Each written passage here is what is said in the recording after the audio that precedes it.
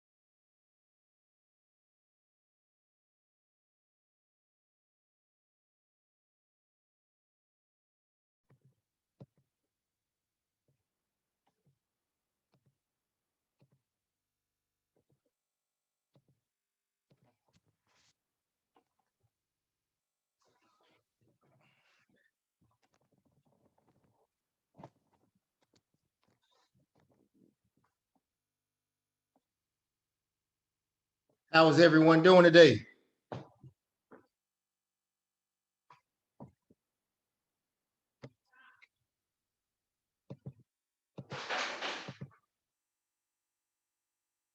Okay, now you can talk. How's everyone doing today? Doing good. That's good. That's good. That's good. Doing good, brother. Doing good, doing great. Yes, bro. Doing great. Doing good. Y'all seeing this right now on the screen? Yep. Yeah. Got it. You Yeah, see like money. 1,400?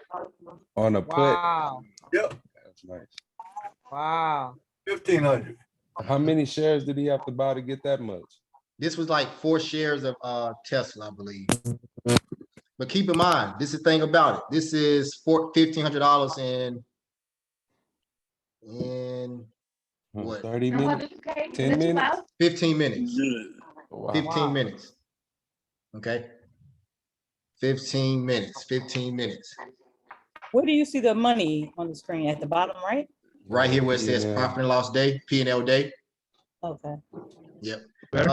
JT, are you on?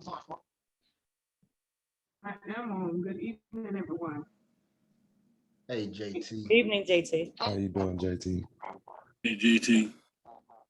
All right, so we're gonna give it 5 more minutes. At 18, we will get started. Okay, so give it 5 more minutes. Let's see where this part of the money actually goes. All right. But Hey, while Justin, we're I have a waiting to get question. started, we can have some. We're gonna get started at 8:10, but we can have like a little small Q&A. I got a few questions to ask everyone. So, if you were successful at setting up your screen, if anybody was successful setting their screen, how was it? It looks just like yours. It was easy. It was easy. It was Just copy not and paste. easy. She said it wasn't. Yeah, I know some people say it wasn't easy. It was a little harder for mine because I have a Pixel and I had to figure some things out. Okay, but did you end up getting it right? Yep, I figured it out. Oh, well, good stuff then. Good stuff. I have a question. Can I ask a question real quick? Yeah, go ahead. What about, I got mine set up and it's. Hold on one second. I'm gonna mute everybody in the background, but then once I mute everybody, you can just unmute yourself and ask your question, okay? All right, go ahead. Go ahead and unmute yourself now. Okay, can you hear me now? Yes, I can. That's Okay, Mika. great. Mika This is Scott? Mika, yes. Yeah. How Yes. you doing? Hi there. So I downloaded it, but mine said at the top where it's under connected, up top it says partially delayed data. And I remember yesterday you said it needs to say real-time data. Yes, so we will get into that by the end of Okay. class. What you have to do is, I'm gonna have everyone call TD Ameritrade tomorrow and just verify like 3 things, and I'll tell you the 3 things you need to verify, and then that'll be taken care of. But when Okay. the thing about it, when you're trading with paper money, you may have a 15-minute delay. So that partially delayed data is basically a 15-minute delay. Ooh, Okay. do you know how long it takes to get corrected once we contact them? So it goes both ways. I've seen it be corrected immediately, and then also I've seen where they say, okay, you have to have at least $500 in your account to have real-time Okay. quotes, right? But at Okay. the same time, the main thing is, even if you do have a delay, the main thing is still being able to not necessarily worry about how much money is made. Or now this is only in paper money. When you're in real money, it's going to be automatically on time, right? Real-time data.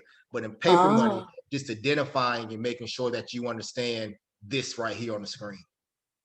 I understand. Okay. So And if I you- put, if I Go put ahead. money, if I deposit 500 or more, then it should be fine, or I still need to Yes, contact them? you should be. Okay. You still contact them. Just you just Okay. want to make sure you got everything covered. But at the same, you should be fine. You should be Okay, fine. thank you. Yeah, Hey, no Jack. problem. Go ahead. I did mine on the TD Ameritrade online. I just went online and then clicked a couple buttons, and then I got my real time. Oh, so you went on into the settings and clicked on real time quotes. Yes, sir. Inside of TD Ameritrade, right online. I didn't have to call anyone. Okay, good stuff. Good stuff. If you don't mind, send me an email on the steps you took to do that.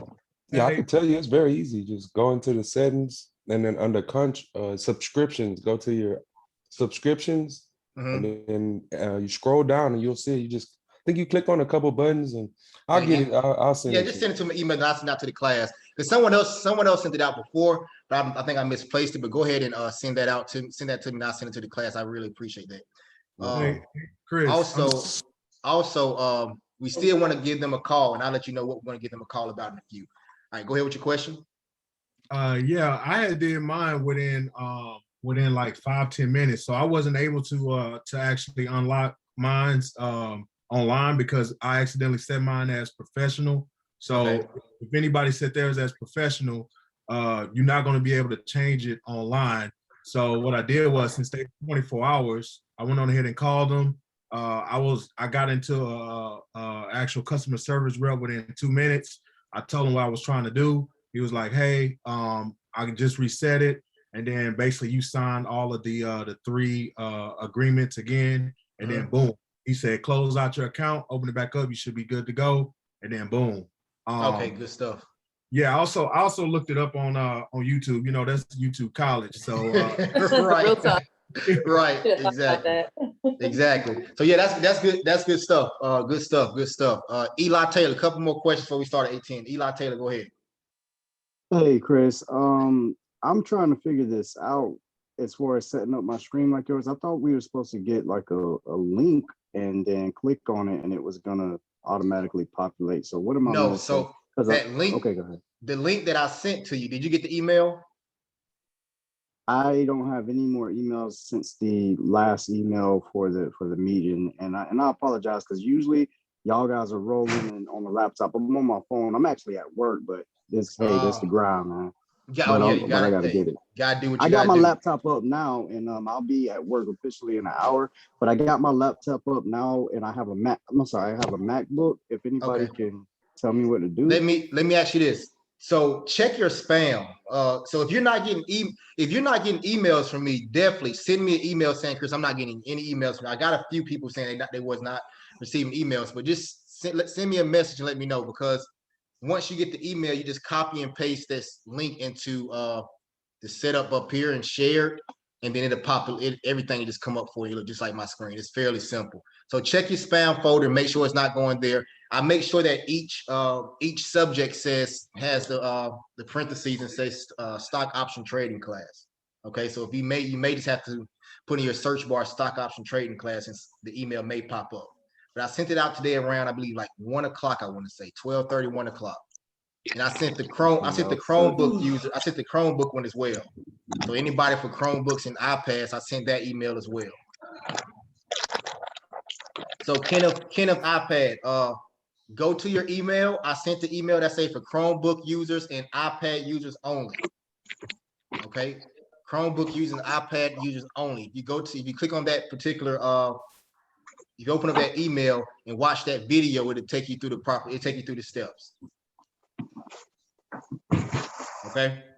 All right. So let's kind of jump into it right quick. So right now on my screen, you guys see I was up $1,500 at one point, right? Almost $1,700, right? Okay. Now I'm up $700.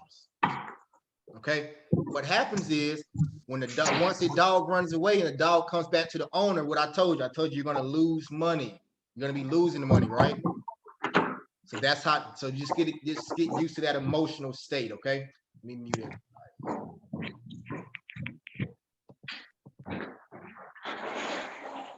Hey, can we milk calls? Yep, I'm muting everybody right now. All right, here we go. So let me go here. Just wanted to show you this. So you see, this was from May 21st. This was the live trade. We have just a quick recap of just kind of show you what this trade was showing. We have our decision-making opportunity time.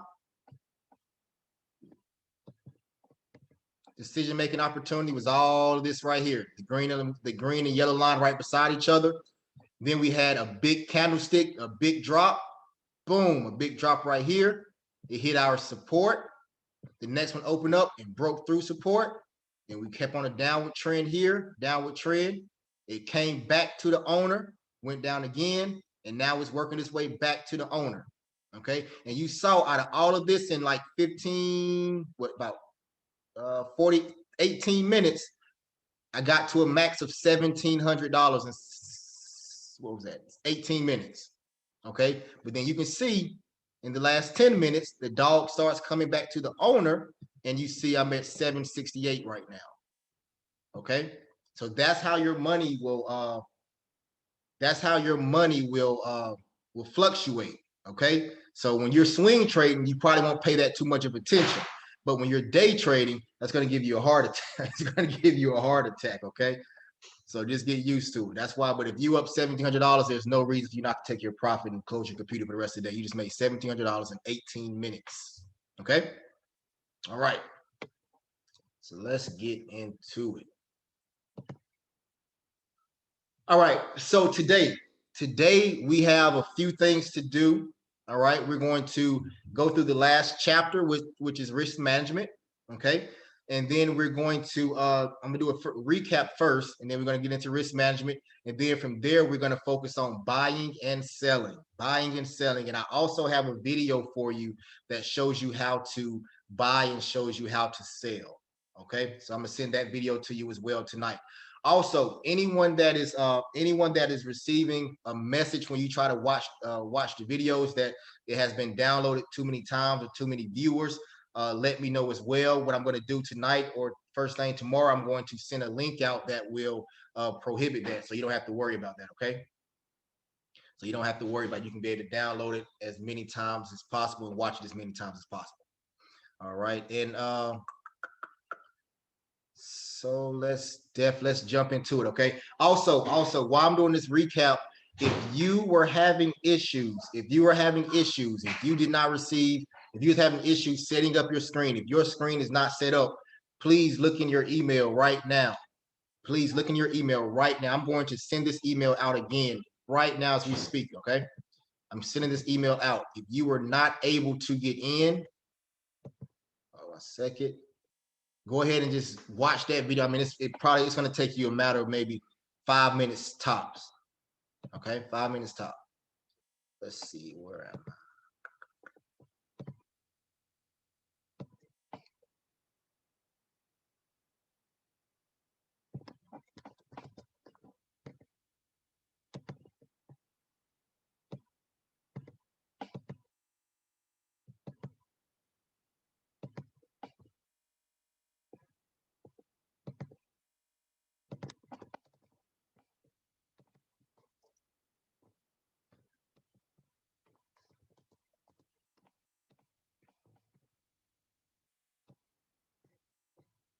All right, so I just sent that email out.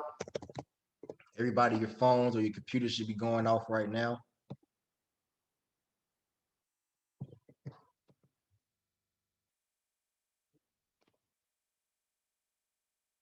All right, so everyone should be receiving that email. Please just go ahead and while we're doing this quick recap, just go ahead and follow those directions. Also, for Chromebook users, I'm sending that one out as well. I'm forwarding that one to you right now as well. All Chromebook users, Chromebooks and iPads.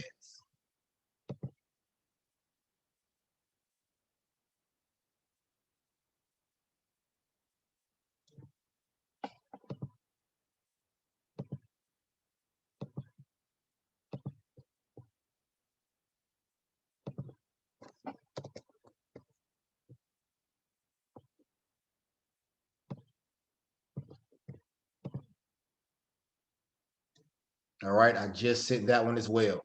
So everyone should now have, again, okay. Lawrence says send yours again to send you the day 2 again, Lawrence. Snoop.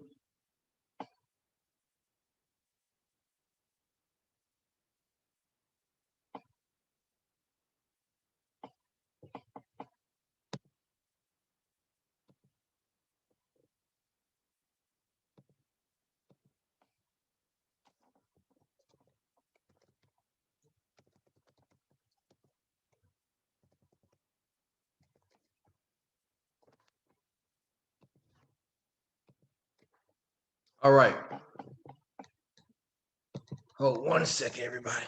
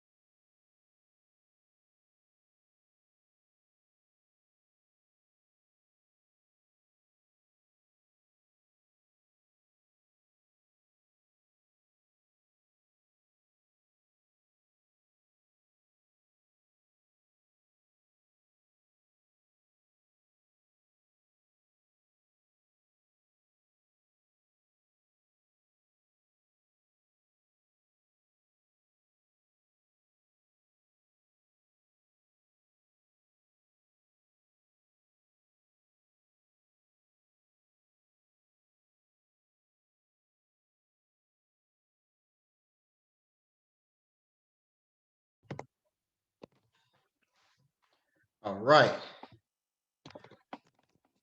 I hope everyone took that time to go ahead and set up their screen. I will go over it briefly as well when we get into it, but hopefully you were able to, hopefully everyone received the email and they was able to set up their screens. Okay. When you're logging in for the first time, you want to make sure you do live money. When you're logging into the first time on Thinkorswim, make sure you're under live money, okay? Or live trading, live money, live trading, whichever one that says, okay?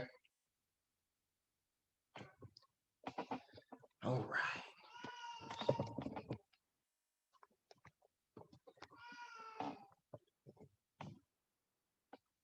Okay, so let's jump into a quick recap. Quick recap. Chapter 1. Chapter 1. Pull up my screen.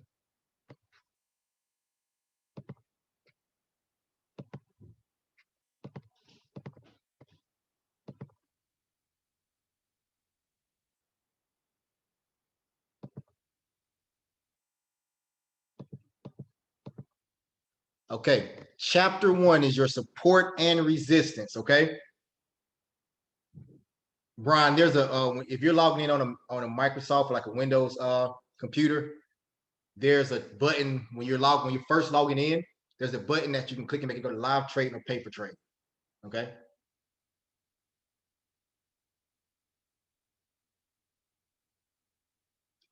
Yes, David Cross. Watch the shortest one. Watch the shortest one that says screen setup. It should be like 3 minutes long. That's all it is, 3 minutes long to set up your screen. Okay. All right.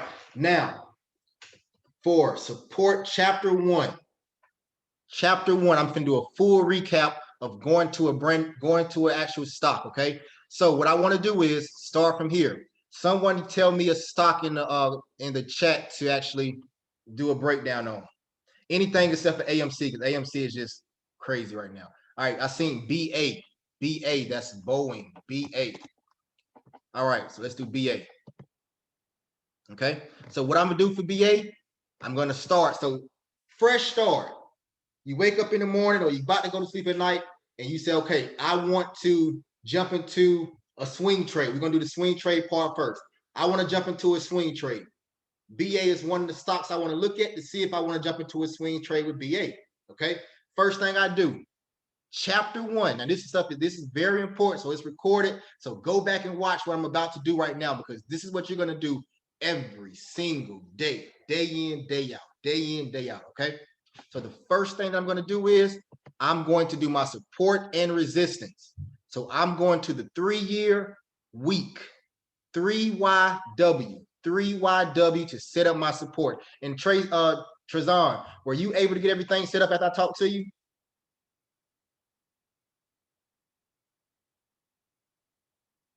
As far as after we had the conversation, Trezon McMullen, I'm sorry. So 3YW, 3YW, okay?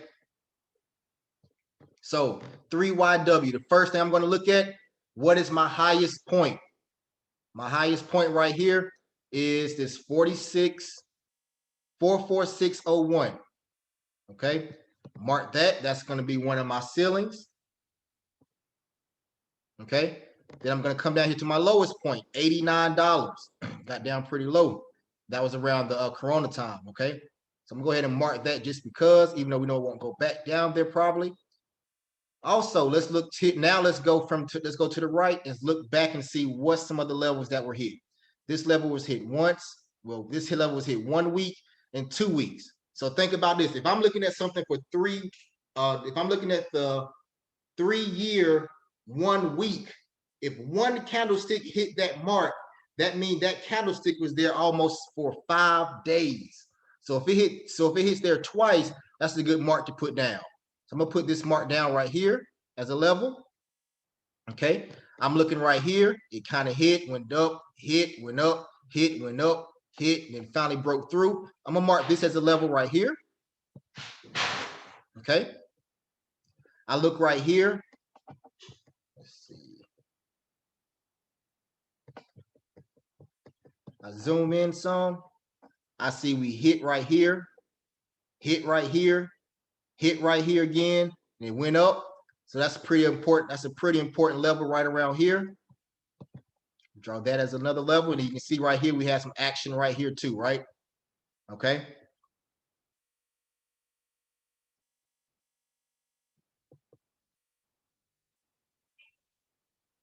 Yep. So you get the drawing tool, you go up here to drawings, and you go over here to drawing tools. That's in the whenever you take time to watch the TD Ameritrade tutorial, you will see that in there. Okay. All right. Also, we have a level right around here as well. It kind of hit right, the wick went up there and hit right there. It came down, it came back up, it hit right here, and it came back down, came back up and broke through. So this is kind of important level as well. Okay. Hit there right around twice, I believe. So that's a good point. Okay. Now this is my, and I like to draw as many lines as possible. That helps me, as many levels as possible that were hit. That helps me in the future. Okay. So we have something right here as well. Let me zoom in over here. You see how this level came down and hit for 1 week, hit right here again for another week, then it went on up. So let's draw a level right here as well. Okay. There we go. Now that is the 3-year 1 week. Okay. So if we want to say, do we want to get into a swing trade on BA? This is our first step to do. You see all my lines. I got a lot of lines right now. Now I want to jump down to 1 year in a day. That means 1Y, 1D, 1Y, 1D. 1 year is the time frame. The 1D is the candlestick. So 1D equals how many candlesticks, right? The price action for 1 day of the candlestick. So 1 candlestick represents 1 day. That's what I was trying to say. Got it out. Okay. So let's see. I'm gonna go back here to my screen. I'm back here in February. I think that's some good enough time. And let's look what levels have been hit. So we come down here, bounce, hit this level, came down, hit this level, came down, look across and hit this level again and kind of stop right there. So this level right here is a pretty important level because it hit right here, came down, it tested again, came back down, then it traded down here for a while. Then it came back up on a nice run up and it hit that level again and bounced back down. Okay. That's pretty nice, pretty nice, pretty nice. Let's see if we see anything else on this screen right now. Hit here, went up, hit here, hit here, hit here, hit here. Kind of, yeah, right around this area right here. It kind of consolidated around that area for a while. So that would be a nice level. And then you can also see right here, it hit, went up, came down, hit, went up, came down and hit around, hit around, hit around. Consolidation, consolidation, consolidation, hit, went up, and so on, right? Okay, so that's a nice level. All right, and that's kind of telling me everything that's going on right now, because like JT said, you kind of want to start off on the right side, right? Start off on this right side because it's the most current data, and you want to go back a little bit, maybe like a couple months, but right here is a pretty good, tells me a pretty good story. Now, my last one, the 180 day.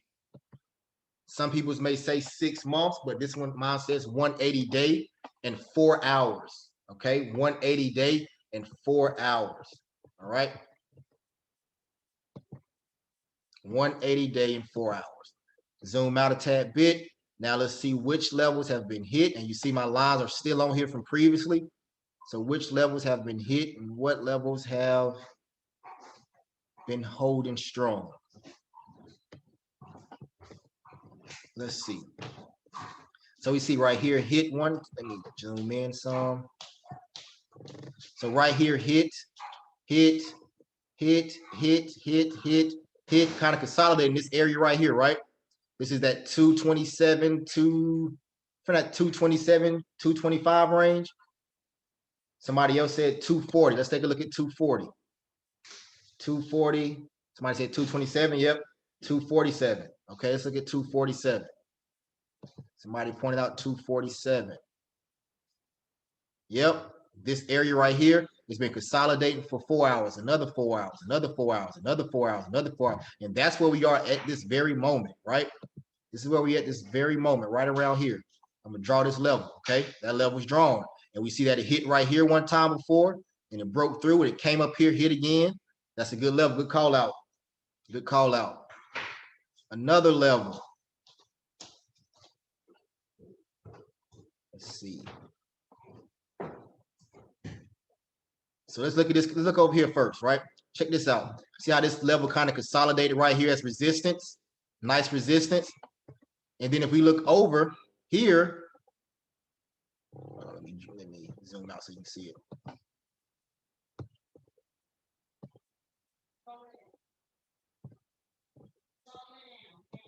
All right, so we have, where was it? Y'all, do you guys see that mark? Where was I at? I don't see the mark anymore. It was 237. Okay, good stuff. 237. Where are you? Yep, 237. Yeah, 237. Thank you.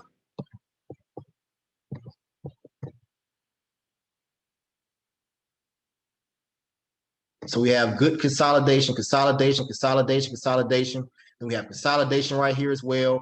And then if we come over here, we have more consolidation right around here. So that's just the 242 I was looking at, right around here. All right. Now, I think that's enough lines for me as far as understanding, okay, where's my support and resistance, okay? Now, I like to, if I'm swing trading, now that's chapter one. So we've done chapter one, right? We have chapter one in the bag, okay? Chapter one is in the bag, all right? Now, after chapter one is in the bag, now we have to go to chapter two. What is chapter two? Chapter two, exactly. Chapter two is our moving averages and DMT, moving averages and decision-making time. Do you all see decision-making time over here? Because keep in mind, start from the right, because that's the closest time. That's the latest time right here on the right. So we're going to start as close to the right as possible. Do we see decision-making time for BA? Yes, we do. Perfect. Thank you. And keep in mind, somebody just threw out BA in the chat, and then we just pulled this up. You can do it for every stop. On the 6 hour, the 180-day 4 hour, this is what you base your swing trades off of, okay? So look at this. It's decision-making time, right? Decision-making time, okay? So it's decision-making time. We found the decision-making time. Now, let's go back to chapter one. Are we sitting on support or are we at resistance? Exactly. We're at support. Good stuff. We're sitting on support. And let's see how long have we been sitting on support. 4 hours, another 4 hours. It kind of went up some, then it came back down to 4 hours. It's broke through a tad bit, the little thumbtack, came back up. And so it's hitting support. It's hitting support. And it's hitting support again, okay? When I say we're hitting support, what does that mean? That means we are throwing the bowling ball down at the floor at our house. And we keep throwing that bowling ball at the floor in our house until it possibly breaks or it bounces up. I mean, a bowling ball probably won't bounce up, but you get my drill, right? We throw it until it's going to bounce up, right? So it's on support. It's decision-making time. The next thing we're looking for is chapter 3. What is chapter 3? Chapter 3 is what? Candlesticks. Candlesticks. We're looking for an entry point. We're looking for an entry point, a powerful entry point to the upside or the downside.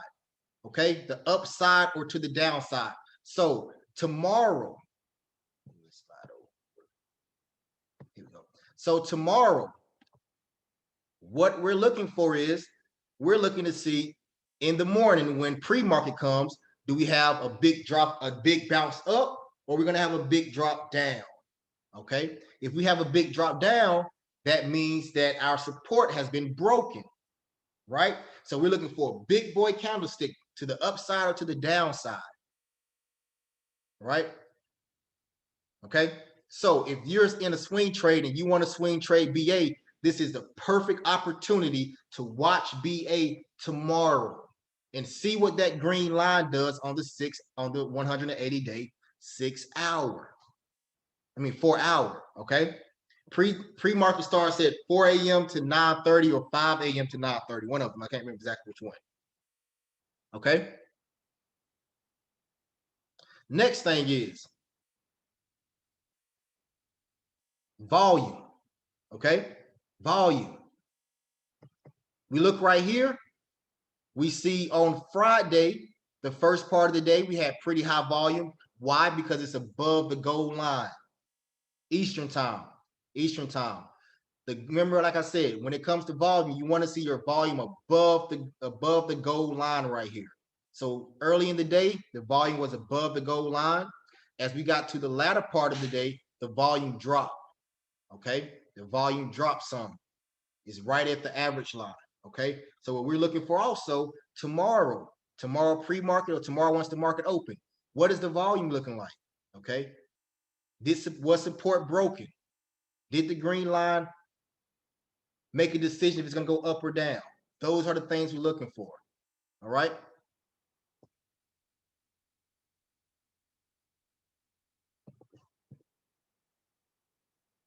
Okay, now that's what you do on every single stock that you pull up. Those things right there. The first thing we did, we found BA, we did support and resistance. Then we've identified our decision-making opportunity. And now on the swing trade, we're waiting for confirmation to tell us what to do. We do not guess. We wait. We wait. We wait. We wait. And we say, okay, what does history tell us? This is what history tells us, right? If we go back right here, we see when we were above, when this level was support, we went up a tad bit right here, and then it went down and broke through and fell down a little bit. Then it came back up and went up, and it went up, ran up, then it came back down. Now it's sitting right here. So it's a possibility that this level may break to the downside on Monday. If it breaks to the downside on Monday, you want to hop in a put. If it breaks the support level right here, you want to hop in a put once everything shows itself. Once it comes back up and tests that level as resistance and is rejected, boom, that's when you jump into your put. Okay? All right. Does that part make sense, everybody?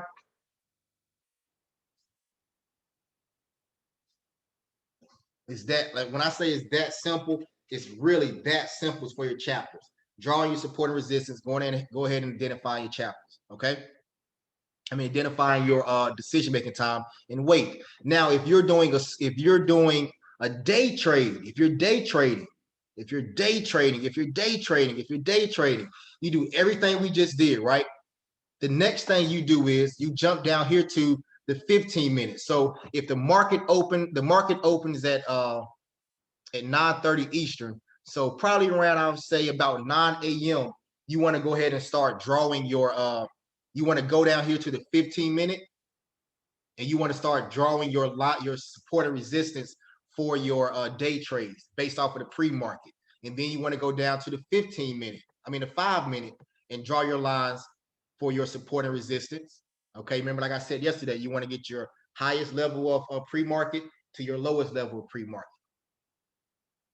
Okay. And what are we doing? Yes, sometime we're actually going to start implementing that. We're actually going to start potentially doing live Zoom calls before the market opens, just to go through certain stocks you guys want to see and do pre-market analysis on. Okay, we're actually going to start doing that. We're going to put in the news that's coming out.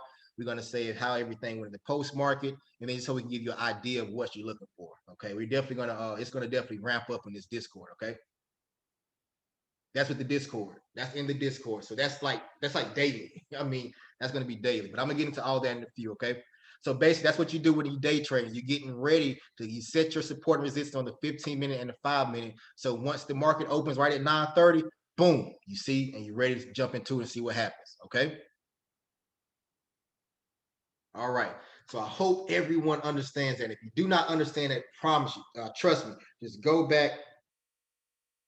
If you don't understand it, just go back and watch the videos and just get a good grasp of it. But day trade, but when it comes to chapter 1 and chapter 2, those are that's the bread and butter, right?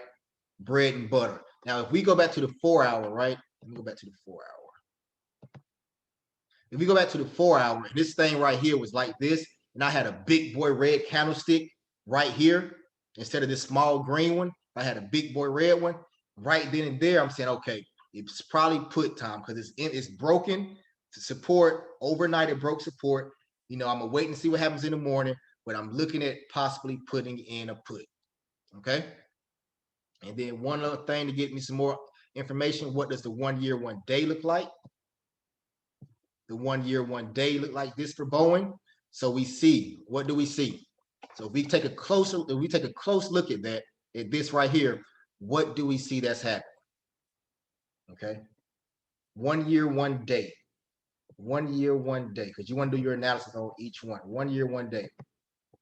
We see that a decision was made right here to go up. So it came up, tried to come back to the owner sum, jumped up, came back to the owner sum, jumped up, and now it's coming back to the owner.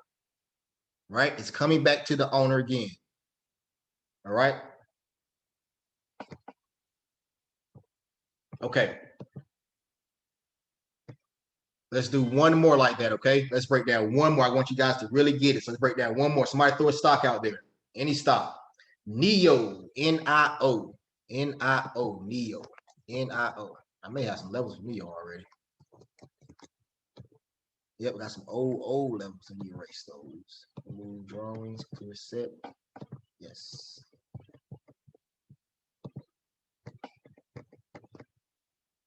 Matter of fact, let me stop right there. JT, let's have a quick Q&A before we move forward. Okay. So go ahead and unmute yourself. A quick Q&A about what we just went over. All right. So, as far as what you just went over, also asking about the stocks. I know you're going to go over that, how to choose stocks. Yep. And you went over scalping. Someone was asking about scalping. Okay. And then someone asked, so whether it's a swing trade or day trade, do you always go as follows? 3 year weekly, 1 year daily, 180 day, 4 hours? That's what I do. No matter. That's what I start. So lately, I used to do the 1 year, 1 day, but then JT, I saw JT do that 3. I'm like, man, that makes sense. The week thing first, right? So that's what I've been doing lately. So yes, I start there no matter what, and I work my way all the way down. Swing trade or day trade. Right. And then most of them are questions that you're probably about to go over. Okay. As far as like the drawing tools, how you got the dotted green lines, I know you're probably going to show that. Yep. And I show, like I said, in the TD Ameritrade tutorial, I show you exactly how to get to that, get those lines and dotted lines set up. Okay. So once you find the time to watch that TD Ameritrade tutorial, you be like, okay, boom, simple, quick, fast, and hurry. It's easy. Okay. So we have, so that's about it, JT. Yeah, someone's asking, like I said, most of the things you can go over as far as RSI and all of that. Okay, yeah. Cover pre-market. Okay, cool. Well, let's do this. Somebody said, oh, cover pre-market. Pre-market is basically from 5 to 9:29. Okay, that's pre-market trading. It might be 4 or 5 to 9:29. That's basically where people can actually buy stocks. Okay, you cannot buy options during pre-market. You only can buy stocks during pre-market. So people are buying and selling during pre-market trading. Okay. All right. So 3 year week. First thing first. Crap, I gotta say it. First thing first, rest in peace, Uncle Phil. For real. Okay, sorry, had to do it. This is something wrong with me, right? All right, next thing. So boom, highest level, that's 66. 66, 69 is the highest level. Okay. And off top, immediately I see this. Look at this. All day. This is right here in front of my face. You gotta draw that line. It's right there. Boom. That's support. That's a level of support, a heavy level of support. And it's also right here, resistance. Okay. It's inside of the ceiling and wall that's going up and down for the past a lot of weeks, right? Like may not even want to touch this one. Okay. Now I'm going to go to my 1 year, 1 day. Boom. Come to my 1 year, 1 day. Let me zoom out some. And as you can see, everything's inside of my boxes already. It's pretty clear right here. Do I see anything else that stands out to me? Well, yeah, right around here. Boom, boom, boom, boom, boom. Right around here. This is pretty heavy. So I'm gonna draw some resistance support right there. As you can see, it kind of bounced, went up, bounced, consolidated, went up, came down, bounce, bounce, bounce, bounce, bounce, went up, bounce, bounce, and it finally broke through, and it's been on a downward trend. Okay, so that's the 1 year, 1 day. Okay, it's not a lot of movement going on with this one right now. Then we got the 184 hour, 184 hour. Okay, 184 hour. Let me zoom out some, see what I see. You see everything's in the confines of this. And let's see if we see any major levels that it was hit.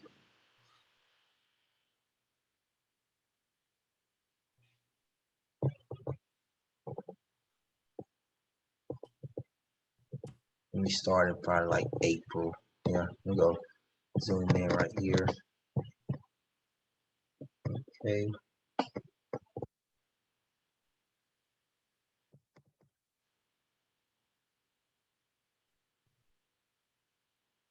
At this level somewhere around here, I would say at 42 mark.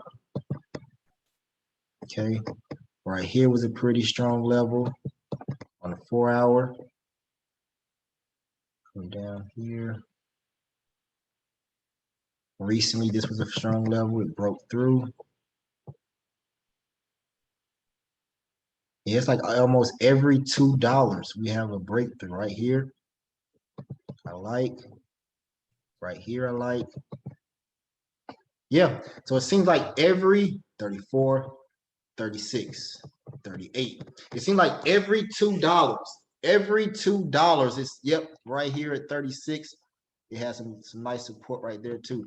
It's like every $2 we have some consolidation where it's hitting the wall and then it broke through. Because if you look right here, it's been on a nice little run. Okay, let me take a look at this. Let me show you how strong support is when you think about it. We drew this bottom line a long time ago, right? A long time ago, we drew this bottom line. Look right here. Everything we've learned is right here. So we drew this bottom line right here, this 31, 20, 36, I believe on the 3 year, 1 week. So take a look. Whenever this stock hits this level right here, 31, this 31, 33, some level right there, it bounces and it goes up to at least to that 35 mark, right? Then it comes all, let me get my drawing too, so you guys can follow me. Make sure y'all follow me. So it goes up here, it came down and hit this level around here. It hit this level and it bounced off of it, and boom, it shot all the way up to 35, 36. And it came all the way back down here to the floor again. Then boom, it shot up right here, consolidated, came up to this 35 again, came halfway down, shot up some more. Okay. And we haven't seen it since then. So think about this. So this is a mental note to know.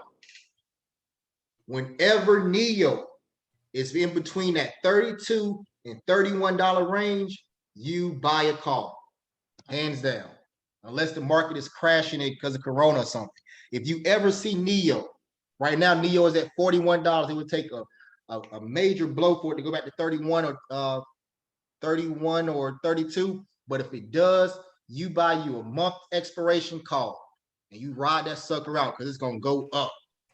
It's going to go up and test that. It's going to, if you look at history, it goes up and it tests 35, 36.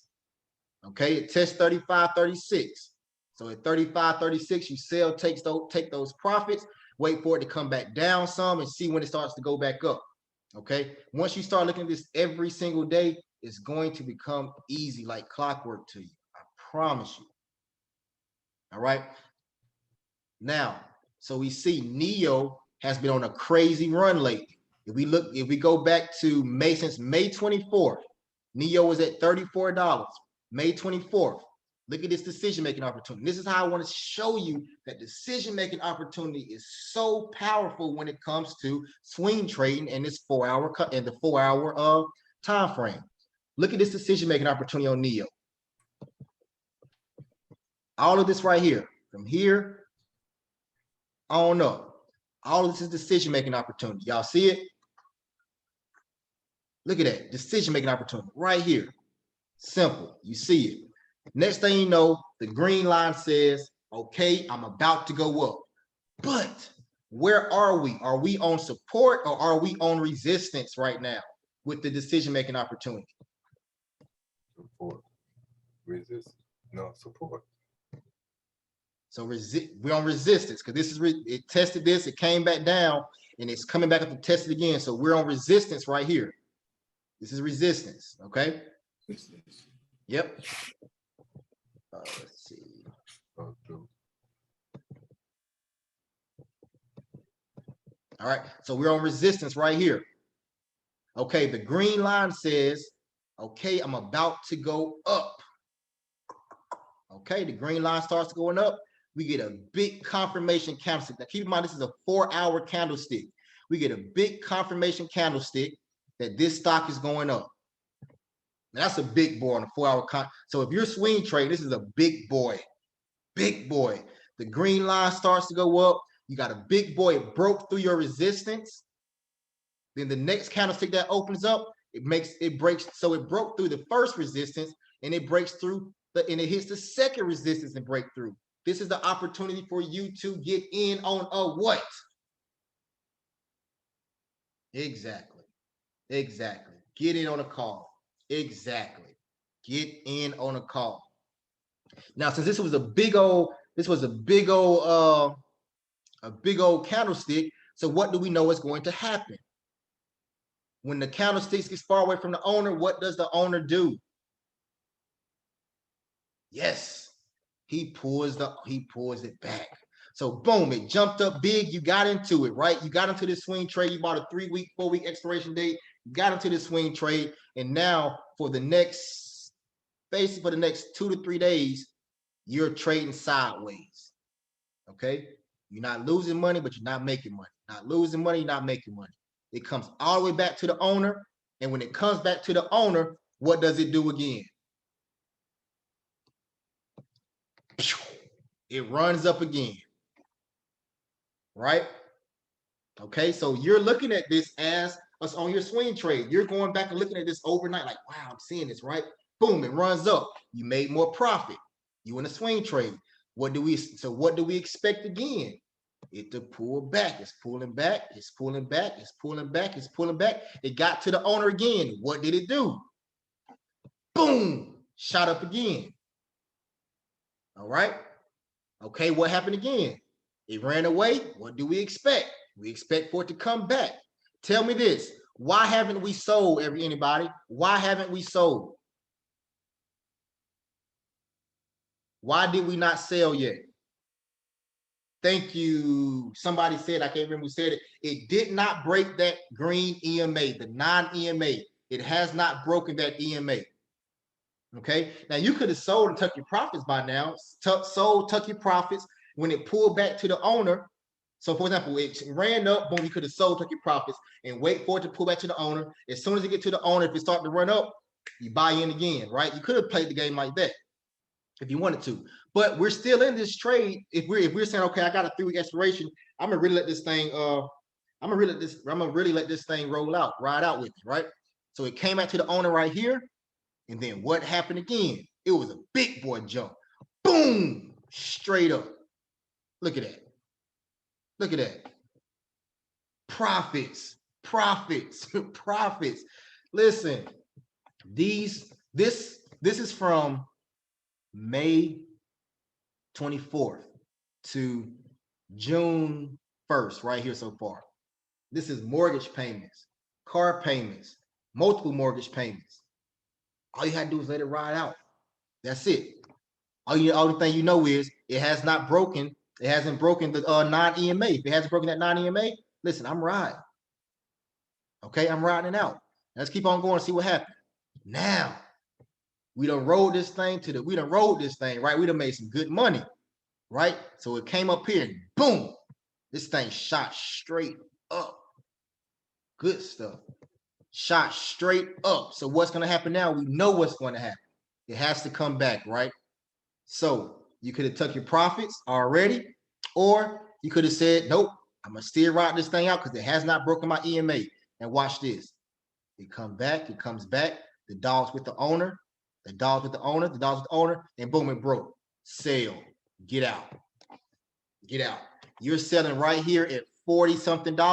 You got into this trade at $35. That's a $5 swing. And take a look at this. That's a $5 swing. And look how cheap NEO is. Say we bought a 4-week expiration date. NEO, it would have cost you $200, $270 for one contract. One contract of NEO. You see what I'm saying? It would have cost you $200. It would have cost you $200. You would have had one contract at a 53-cent delta. It ran up about $5. You would have probably made about $500 off of it. You would have made a great return. And keep in mind, ROI, return on your investment. Okay? Return on your investment. Say if you would have bought 2 of them, you would have spent $400. You would have made $1,000. Return on your investment, roughly around $1,000. Give or take a little bit, right? And you just letting that thing ride for a week. Okay? That's how you do it. That's how the game is played. Okay? Because this is the thing about it. The more it goes up, your 53-cent delta, we're about to get into right now, that 53-cent delta means you're making 53 cents on the dollar, right?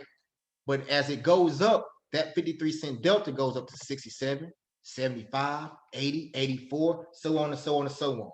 Okay? But that's just NEO. And somebody just threw NEO out there and took a look at it. Now, we want to say, do we want to get into NEO the next day? Right? If I'm looking at NEO, I did my breakdown already. Do I see a decision-making opportunity? They're close, but it's not really a powerful decision-making opportunity. Okay.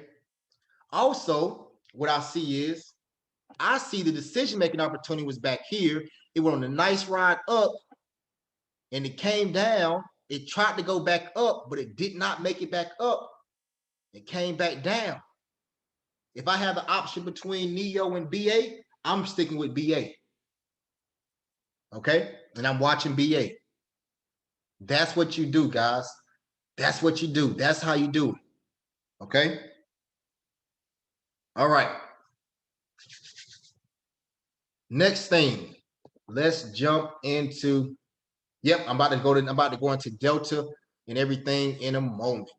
Let's jump into our Delta and the trading side.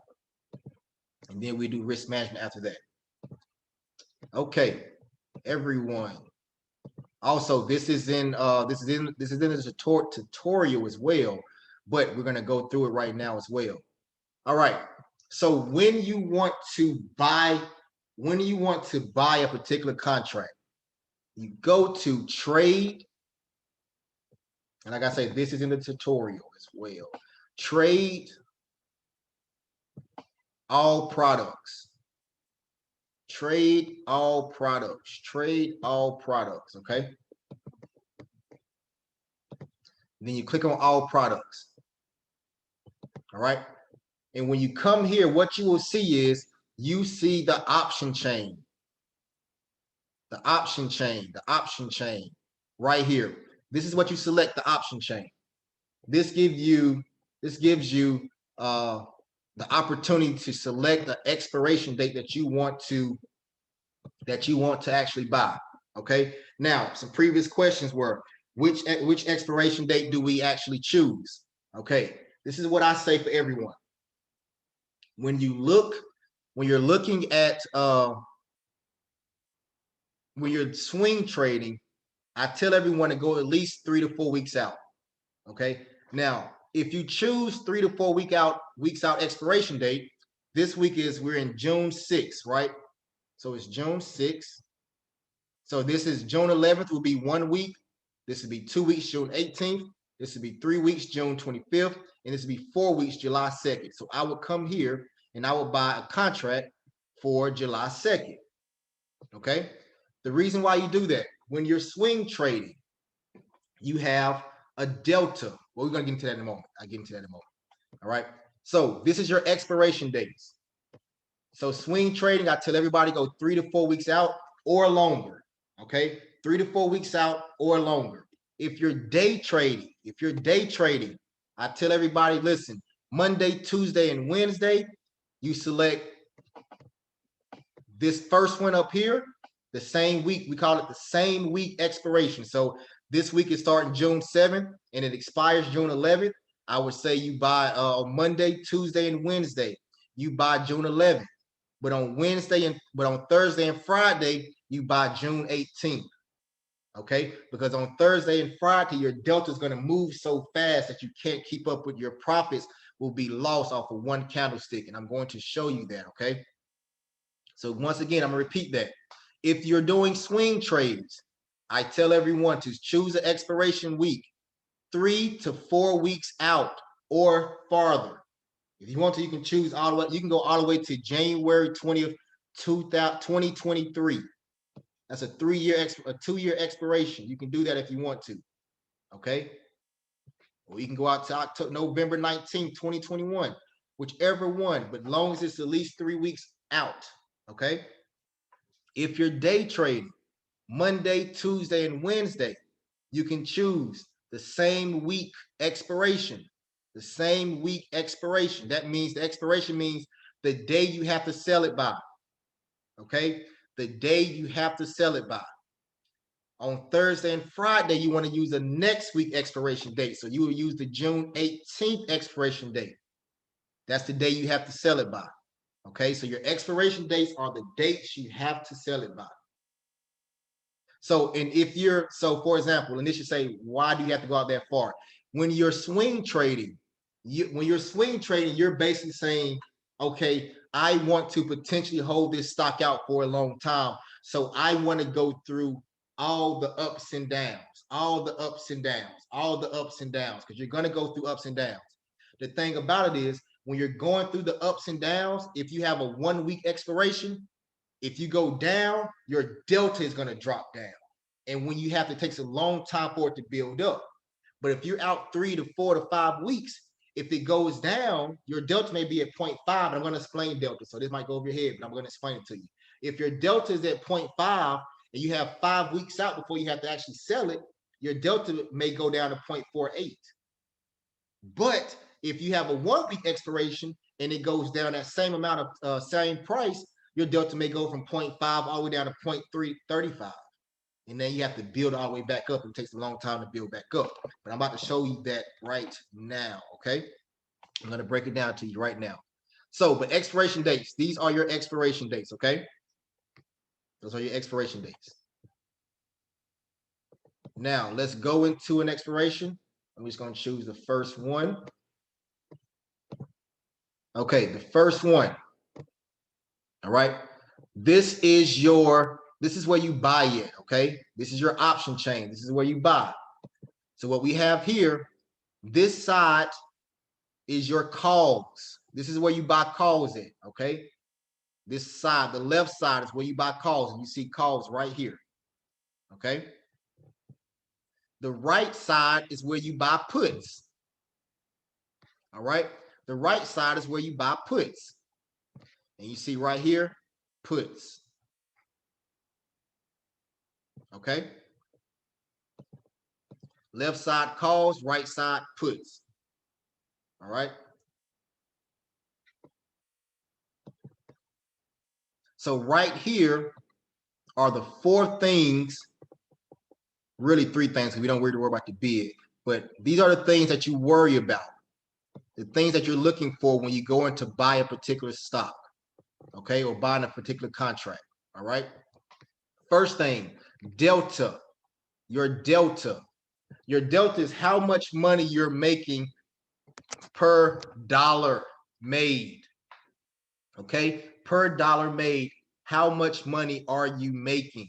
So say, for example, if you come down here to this bottom purple one and it says 57 cents, you're making 57 cents per every dollar made, okay? 57, no, this is not chapter 5, not chapter 5. This is just this is basically just breaking down how to buy and sell, how to buy in your option chain stuff, okay? So 0.5, so if we have 0.57, I mean, you're making 57 cents per dollar made, okay? All right. And the delta goes up and it goes down.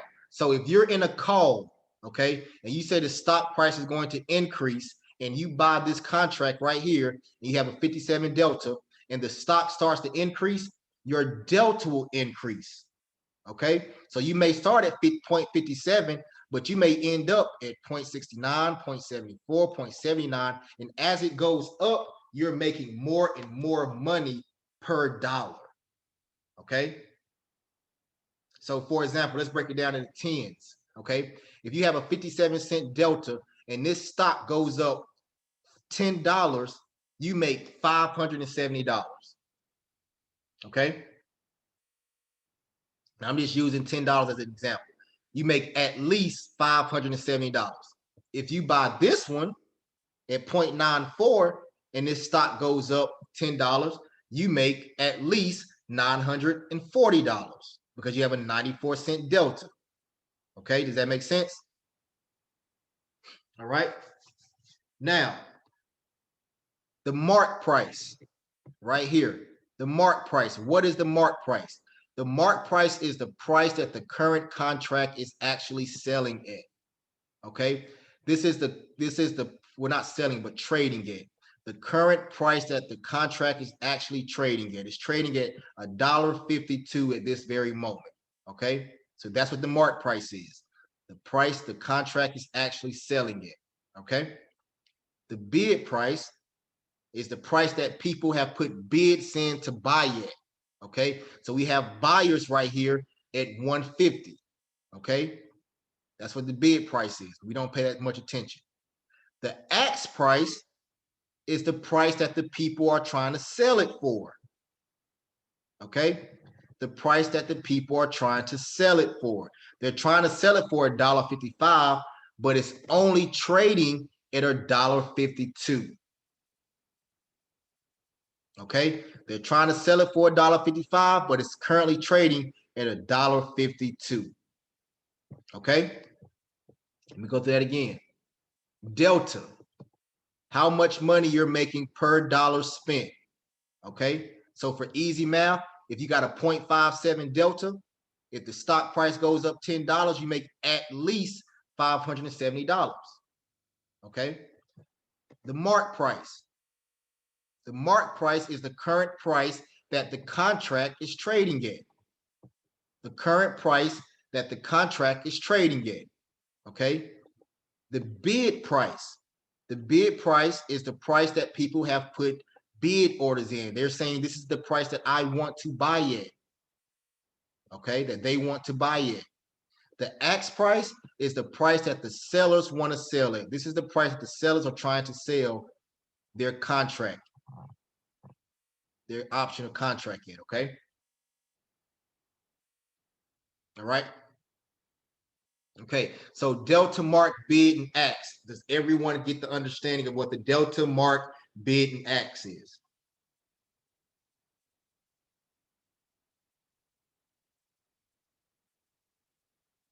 Okay, good stuff, good stuff. Now, next thing is, this is one contract, okay? But one contract gives you how many shares? Gives you 100 shares. Each contract gives you 100 shares, okay? So if I wanted to buy this contract at $1.55, I would do 155 times by 100, and that's how much the contract will cost me. So this contract will cost me $155. Okay, so for 100 shares of NEO, I would pay $155. All right. Okay, so you always times the ask price by 100 to get the price or the amount that you actually spent. Nope, you cannot buy less than 100 shares because you're buying contracts. So the lowest amount of contracts you can buy is 1. So if you buy 1 contract, you buy 100 shares. If you buy 5 contracts, you buy 500 shares. If you buy 10 shares, 10 contracts, you buy 1,000 shares. Okay. So keep in mind, the contracts that we're buying has absolutely nothing to do with the actual price that NEO is trading at. NEO is trading at $41.94, right? So if we want to buy 100 shares of NEO, we're going to spend $4,100, $4,000 to buy 100 shares of NEO, but I get to keep it forever. But if I want to buy a contract that expires this Friday, I'm only going to spend $155 for 100 shares of NEO. That is a discount. That is a huge discount, right? Huge discount. Okay. Now, what I tell everyone, you always, not necessarily always, but I feel confident. I want to make at least 50 cents or higher on every dollar made. So I tell people, always select the delta with 0.51 or higher. 0.51 or higher. 0.51 or higher. Okay. 0.51 or higher. So if you're buying at 0.51 or higher, you're normally buying at the money, called ATM, at the money. At the money is basically the price of your contract is the same price as the stock is trading at. Okay. If you're buying in the money, and TD Ameritrade made it so sweet. If you're buying, and this is in the money, out the money, and at the money, only matters if you're going to buy this stock at the end of its expiration date. Most of us will not be buying this stock at the end of our expiration date. So honestly, it does not matter, right? But I still go over it. Okay. So most of the time, 0.50 is in the purple. Okay. It's always in the purple for the most part. So when you come here, the first thing you want to look for is the purple, and you want to find a delta of 0.50 or higher. And that's what you want to buy. That's for the put, and that's for the put side and the call side. Okay. For the put side and the call side. Yes, you can select. So this is how it works. If you have a 0.57 delta, you will pay $155 for it. Okay. But if you go get a 0.94 delta, you're going to pay $4.60 for it. So the higher your delta, the more you're going to pay for that contract. Okay. Okay. And you can set the smaller delta as well. You can set the 25-cent delta, and you're only going to pay $49 for it. You will pay $49 for this contract with a 25-cent delta. Nothing's wrong with that, right? But you're only going to be making 25 cents per dollar made. Okay. All right. Everybody okay with this so far? We're going to go through it again, and keep in mind this is also in the tutorial, but we're going to go through this again. And I also have a tutorial on this, how to buy and sell as well, so you'll get it again in the tutorial. Okay.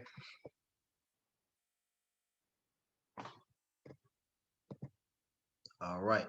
Now, so this is our option chain. Okay. Now, say if I want to buy, I'm gonna go through the first steps that I do. If I want to buy, and say I'm right here on NEO, and I say, okay, I want to buy this.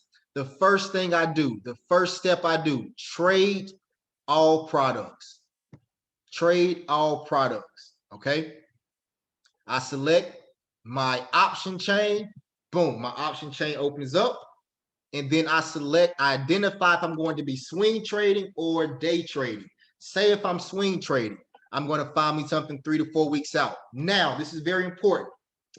Just because I buy a contract that expires 3 to 4 weeks out, that does not mean I have to wait 3 to 4 weeks to sell it.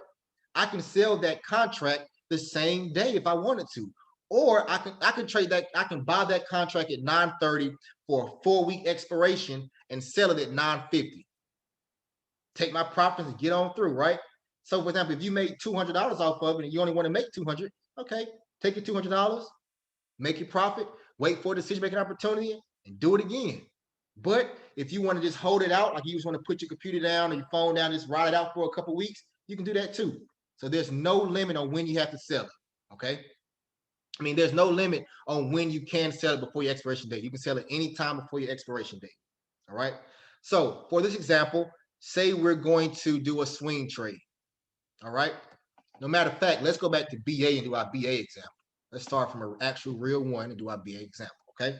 So we're swing trading BA, and let's just hypothetically say this thing broke down. The green line broke down and we see it. So we go to trade all products. We're going to swing trade this thing for 4 weeks. So I'm going to go get my July 2nd expiration date.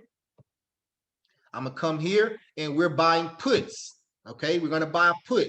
So I'm going to come here. The first thing I'm going to do is I'm going to look for me a 0.50 or higher delta. This is what I do, okay? 0.50, and I'm buying a put. So I come over here, I look at the purple, and there go a 0.54 delta, okay? 0.54 delta. Everybody see that? 0.54 delta right here. So in order for me to buy this 4 weeks out, I will have to buy it at $10.70 per share. So one contract will cost me $10.70 times that by 100, which is $1,000. Now, take a look at this. The mark price for this is $8.50, right? 8.5. They're trying to sell it for 10.70. That's $2.20 more than what it's actually trading at. Okay, so we don't want to be boo-boo the fool. So we're going to negotiate. And I'm about to show you how we negotiate. So whenever you're buying a contract, you always select the ask price right here. You always click on the ask price. So when I say the ask price, if you want to buy this particular contract for 1070, you click on the 1070 in the ask price column. Okay. When I click on that, look what happens. A green line pulls up. All right. This green line pulls up. Now this is our contract, I guess you can say our order entry part. Okay. And this right here, everything is broken out to you in the deck that I sent to you. It tells you what each field means as well. So I'm gonna go over it, but just in case you forget, it's right there for you. Okay. Yeah, Tangela, sometimes they're in different orders on the put side from the column side. I'm not sure why. I think you might be able to format it, but I just never really paid no attention. So it can throw you off that when you're doing it in a fast motion. You can say, okay, crap. On the act side, call side is it's on the far right. On the put, it's in the middle. I'm not sure why it does that though. Okay, so but right here we have our order entry. Right here, this green line pulls up. We want to buy a put. So this thing where it says spread single, always single. We're on the buy side, and right here it says quantity, QTY. Yes, you can negotiate both calls and puts. QTY quantity. This is the number of contracts you want to buy. If you want to buy 10, you can buy 10. You can buy 50. You can buy 100. However many you want to buy, you can go all the way down to buy 1. Okay, so for this example, we're going to buy one contract of BA, Boeing. Okay, you see next to it is the symbol BA. That's Boeing. The symbol BA, Boeing. You have the expiration date. That's telling me I don't have to sell this contract until July 2nd. July 2nd, 2021. Okay, I have a strike price of $252.5. Okay. And I'm buying a put. I am buying a put. Okay, buying a put. The price right now they're trying to sell it for is this 1070, but we're going to negotiate. Okay, the 1070. The order is always limit. Listen to what I'm about to say. The order is always limit when you're trying to buy. When you're real money trading, live money trading, it's limit. But when we're practicing in paper trading, because there's a 15-minute delay sometimes, we changed this limit to market. And this is only during paper trading do we trade this limit to market, okay? Basically what market means is it's gonna buy you at the closest thing possible, the nearest thing possible. Whatever the market is saying is that, that's what it's gonna buy you, okay? And you get into the stocks faster that way as well. But only do that in paper trading. Do not do that when you're live trading, because you can mess around and get into a trade and you're down hundreds of dollars because you didn't market. All right. TIF is day and exchange is best. Those stay the same. Okay. All right. Negotiating. We do not want to pay 1070 for something that's currently trading at 850. So we go down here. This is our negotiation bar. Okay. This is our negotiation bar. And what we do is this. We grab this ball that's at the 1070 and we drag it closer to 850. Okay. So I like to bring it to maybe like 20, like almost 75, like almost 25% to 25% from 850. Okay. About 25% from 850. The basics get it, you don't have to go all the way to 850. You can, but you don't have to. Just get it close to 850 as you can. All right. So I'm at 875. And I'm basically telling the person, listen, I will buy this contract at 875. I'm not paying 1070 for it, but I will buy it at 875. And once you do that, all you do, confirm and send. That's it. And what I will be paying is I will be paying $875 for this particular one with a 4-week expiration date. Okay. A 4-week expiration date, I'll be paying $875 for it. And I don't have to sell until July 2nd if I want to. Okay. And that's how you do it. That's how you buy. Okay. That's how you buy. Let's do it one more time. We at Trade Active Trader. We see what we want to do. We go to trade all products. If our option chain is not showing, we click on option chain. Boom. We select our expiration date. Say I'm gonna do June 18th this time. I do June 18th. If I want to buy a put or a call, say I want to buy a call this time. If I want to buy a call, what am I looking for? I'm looking for a 0.50 delta or higher. 0.50 delta or higher. I see that right here in the purple. So I'm gonna select this 0.51. You can buy any one of them, right? But I'm cheap. So I always buy the bottom purple because I'm cheap, right? So the bottom purple, whichever one is closer to 0.50. So I always go to my axe price when I'm buying. Always go to your axe price. Okay. Select your axe price. Your axe price is the 605. I select the axe price of 605. Boom. This pulls up for me. Okay. When this pulls up, what do I have here? I have my order entry. The only thing you have to worry about is this quantity box. What's the quantity that you want to buy? If you want to buy 10, you buy 10. If you want to buy 1, you buy 1. If you want to buy 5, you buy 5. Okay, boom, we want to buy 1. What we do is, in this case, the axe price and the mark price is exactly the same. So we don't have to move our ball at all. Our ball can stay exactly where it's at. And then we hit confirm and send. So when you hit the send, the axe, what's going to happen is if we say we want to buy if we want to buy at 605, whenever that mark price gets back to 605, that's when our stock will be accepted. That's when our contract will be accepted at the 605 mark. Because basically we're telling the system, listen, I want to buy this at $6.05. I don't want to buy it at $7. I don't want to buy it at $6.50. I want to buy it $6.05. So when that level is hit again, it will buy immediately. So most of the time when you hit confirm send, within 3 to 5 seconds, it normally buys. Okay. Now keep in mind, you can buy lower deltas or you can buy higher deltas. I'm just telling you what I prefer to do. Okay. Yes, quantity is set to 10 by default at all times. All right.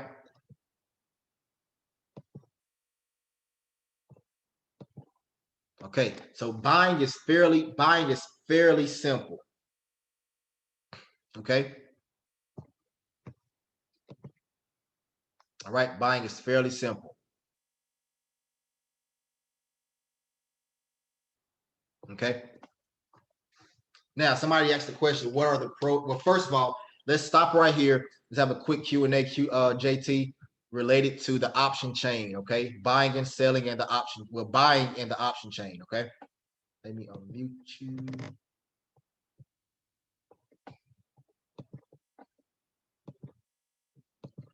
All right, you good, JT?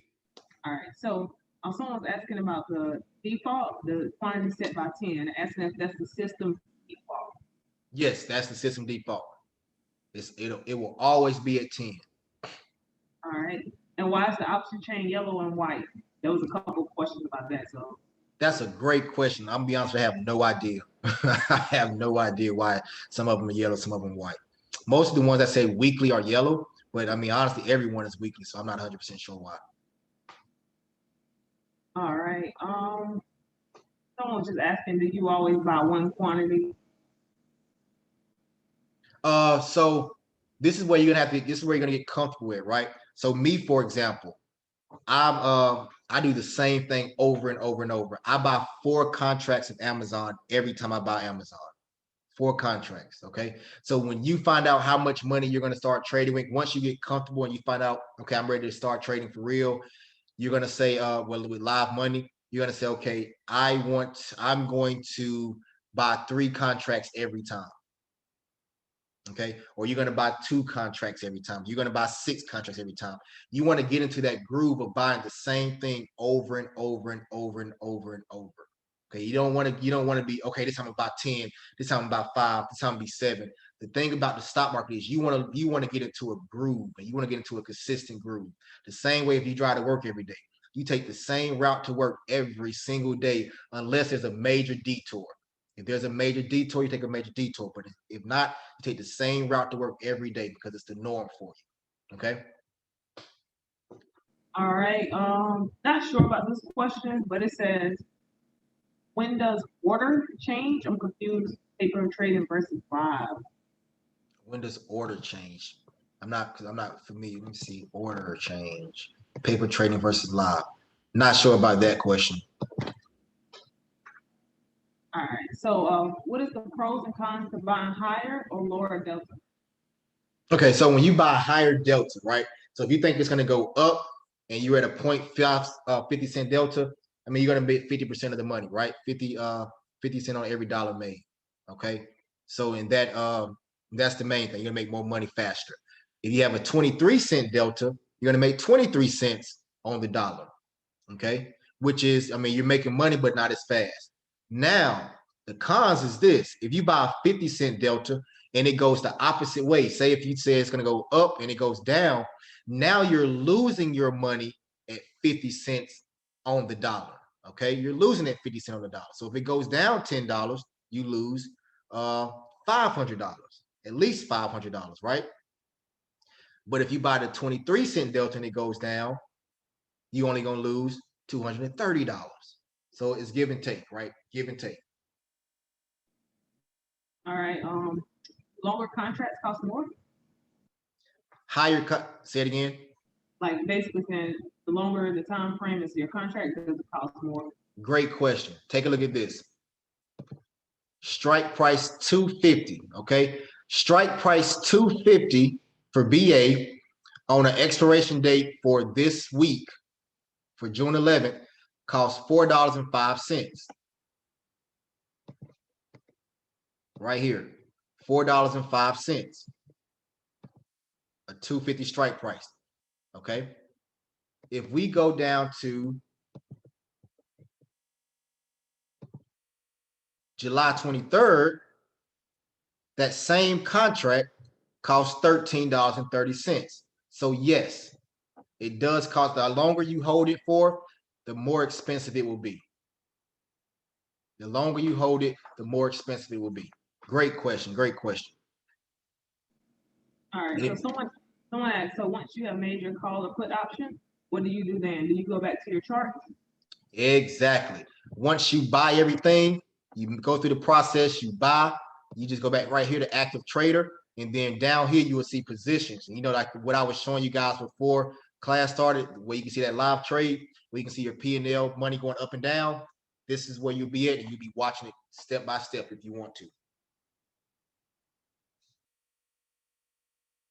All right, and then there was a couple of questions as far as like the market and limit orders.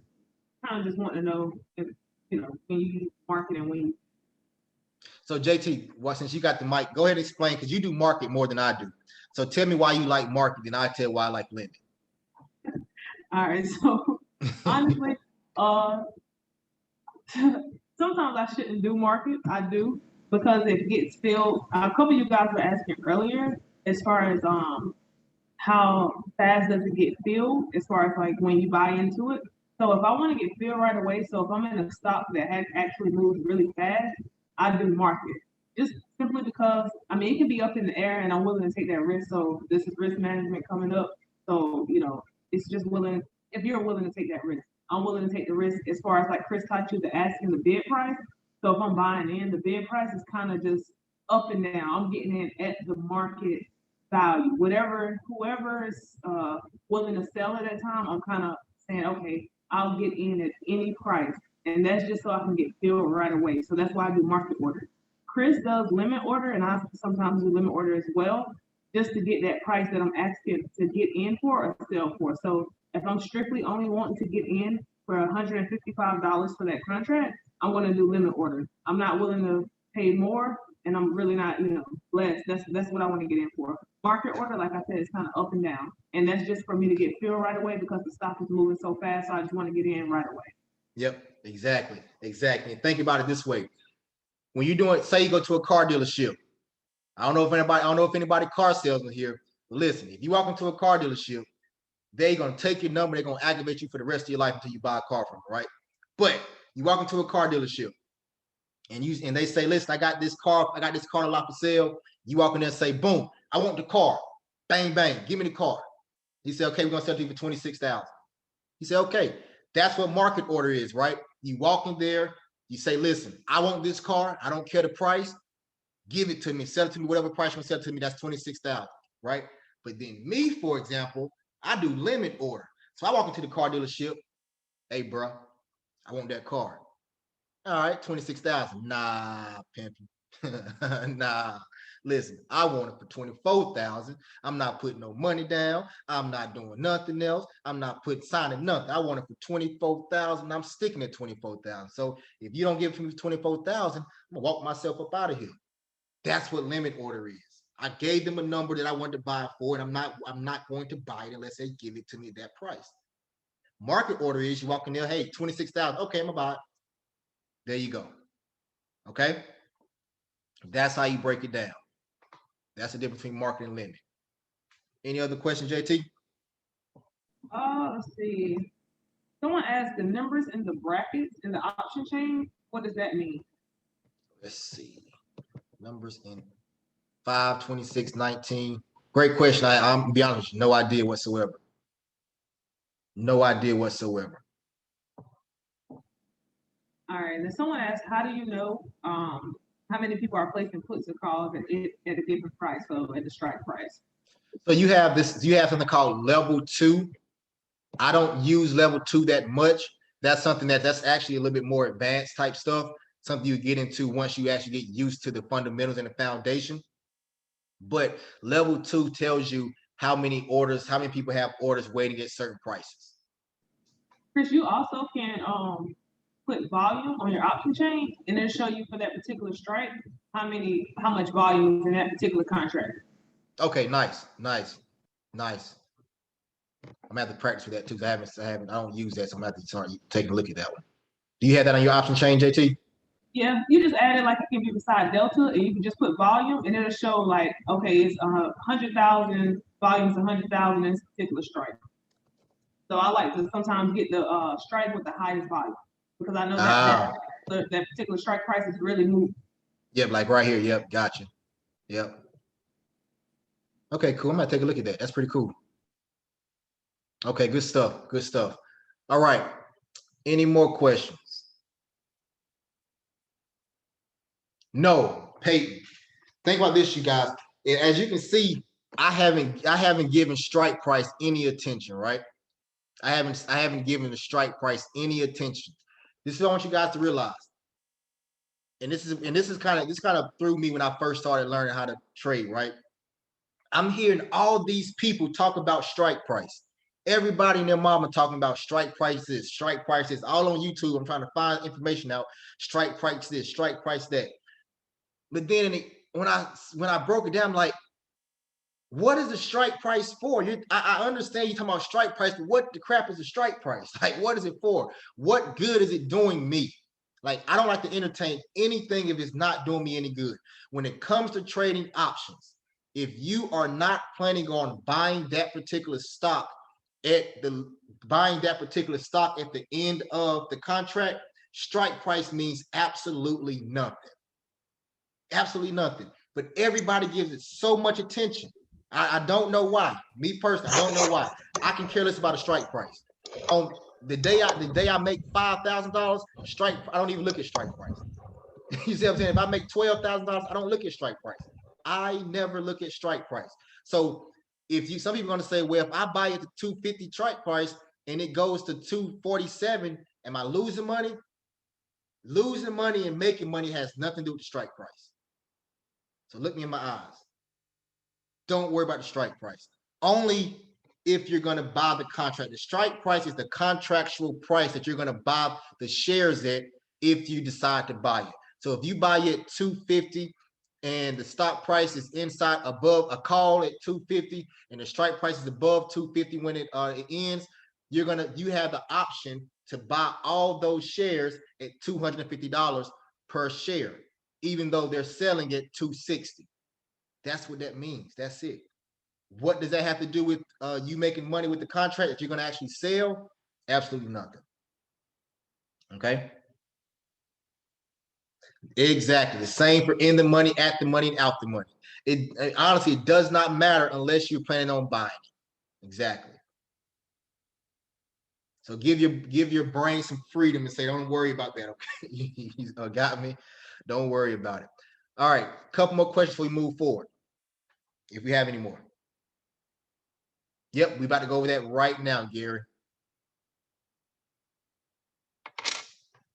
All right. Oh, my bad, JT. Go ahead. Hey, Chris, will you show where you can change it from market to limit when you're buying? So right here, you see where it says limit right here? You got limit, market, stop, stop limit, trailing stop, all of these right here. Okay. That's where you can change it at. When you change the market, it's just, that means you're going to buy whatever price. Okay. And a lot of people use market though. I'm not gonna lie. A lot of people use market. I just don't. I'm stingy. I'm cheap. I want to get in where I want to get in. Okay. All right. Let's move forward. And now, everybody, get your notebook out. Get your notebook. Get your notebook. Get your notebook. Get your notebook. Okay. In your notebook, write chapter 5. And chapter 5 is called risk management. Risk management. Risk management. Risk management. Risk management. Okay. Risk management. Yep. Chapter 5, risk management.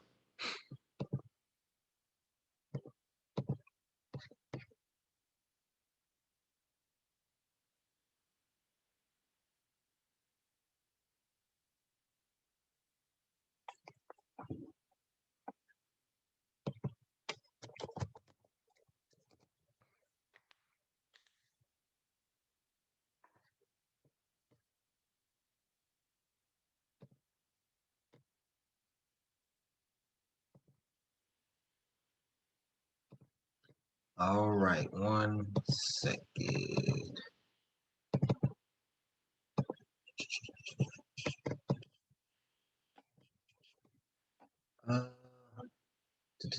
What am I looking for? Who is that? From Dion. That is the OCO.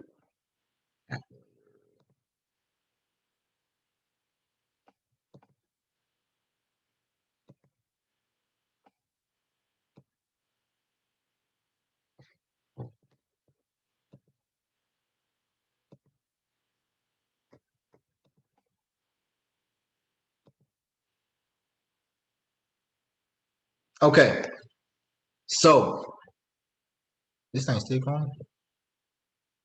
All right, so when it comes to risk management, everybody listen to this.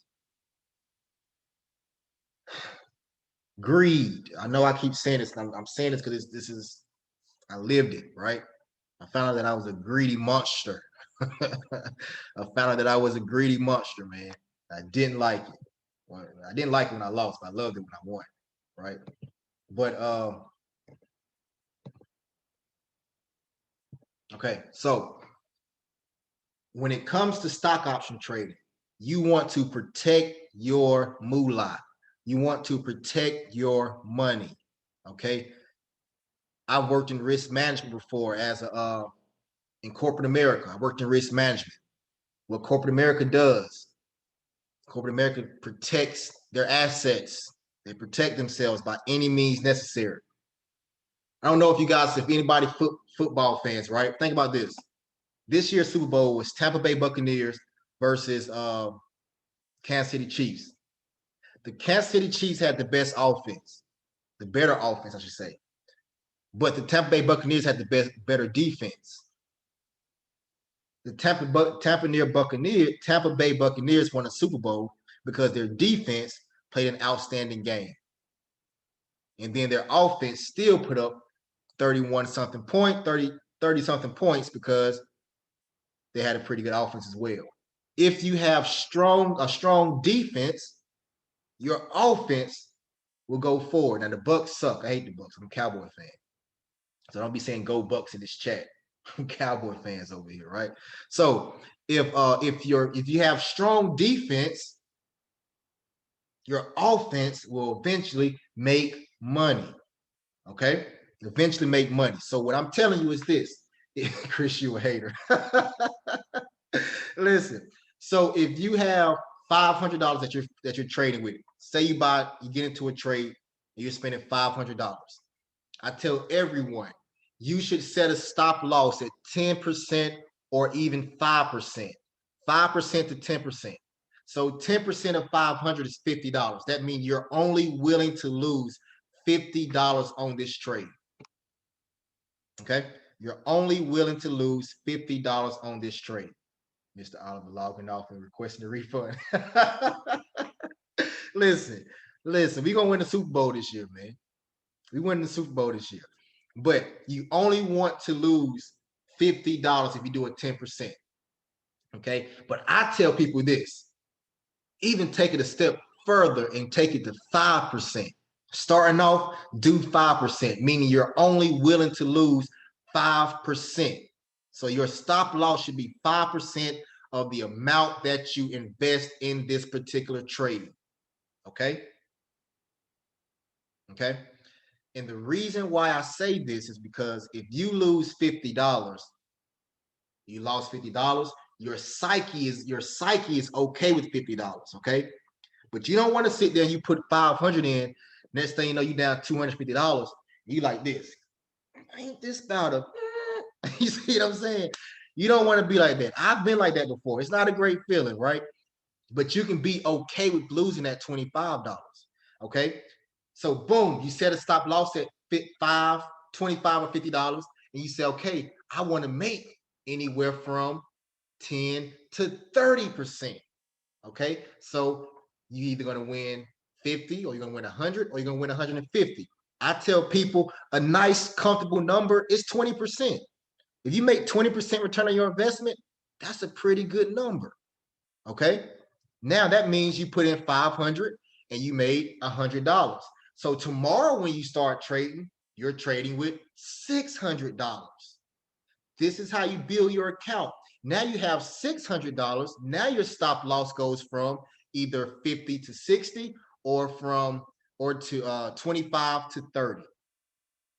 And you still want to make Now you want to make 100 and maybe like 110, $120. Okay. Now say, for example, you hit that $120. Now the next day you're trading with $720. This is kind of how you build your account. I want to show you how to build your account. When I'm going to do this $500 to $2,000 challenge that I'm starting as well, you're going to see I'm going to make $50 to $60 gains, you know, $60, $70, $80 gains, and it's going to add up over the course of time until I get to $2,000. And then that's when I can start playing a little bit more flexible, okay? So let me show you how to do it. All right, so say, for example, right now I'm in a trade on Tesla, okay? I'm in a trade on Tesla right now, okay?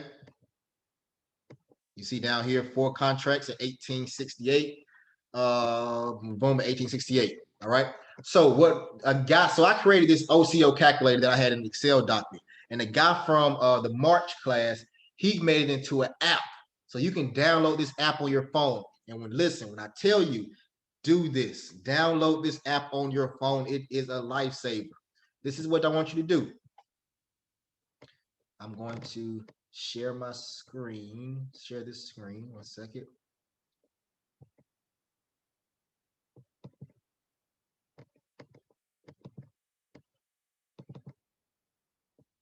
All right, everyone see this calculator? Okay, so on this Tesla contract that I'm currently in, I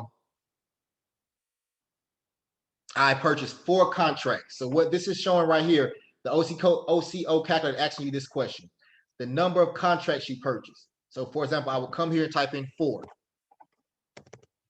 because I purchased 4 contracts, and you see the number of shares automatically populates for you. Okay, so I bought 4 contracts, number of shares 400.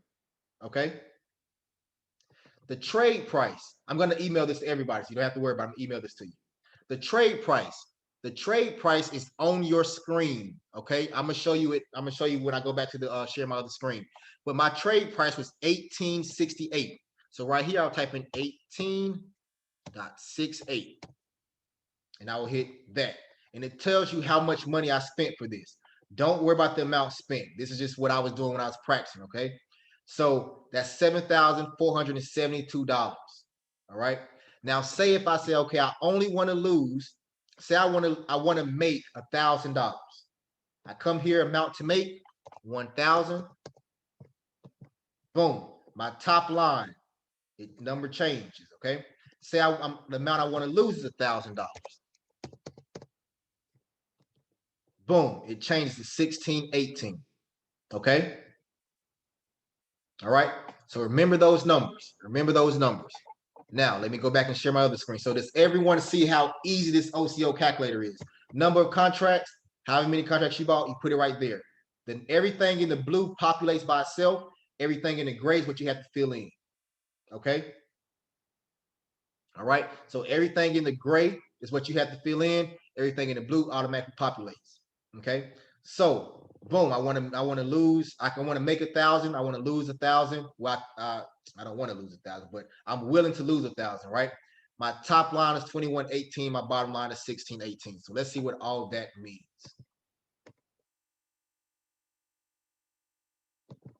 Share. Okay. So what we do is when you want to sell, I already purchased it. So when I want to sell, I go down here.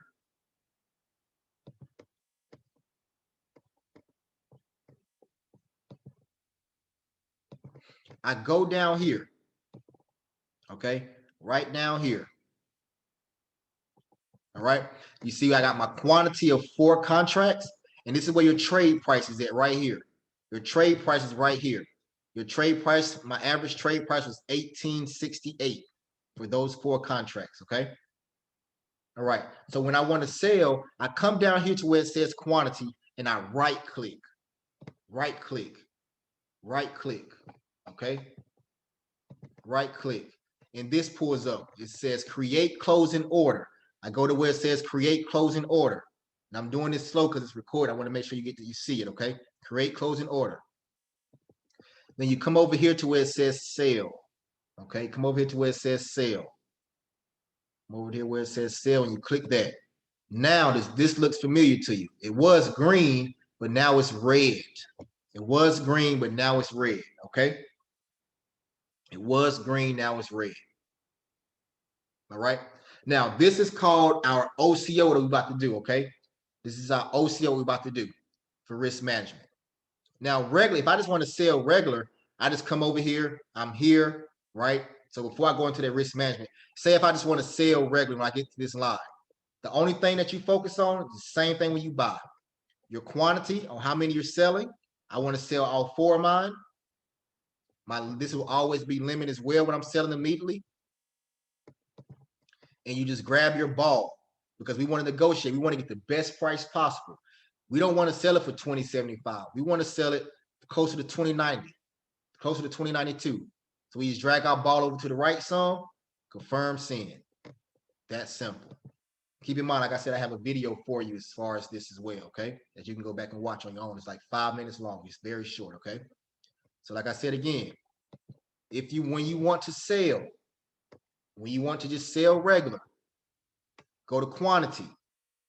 You right click, create closing order. Go to sell. You come here, look at your quantity. You want to sell all 4 of them. You grab your ball right here, drag it to the right some, confirm send. Boom, you out of there. Hit send again. Boom, you out of there. Okay? It's that simple. Now, when we're doing risk management, okay, say for example, you just want to set a stop loss. You want to set a stop loss. Basically what a stop loss is, you only want to lose a certain amount of money. So for this example, we just did $1,000, right? We wanted to lose $1,000. And let me do this so I can drag screens back and forth across. Stop that. Share. Okay, so right now you can see the chart and everything, right?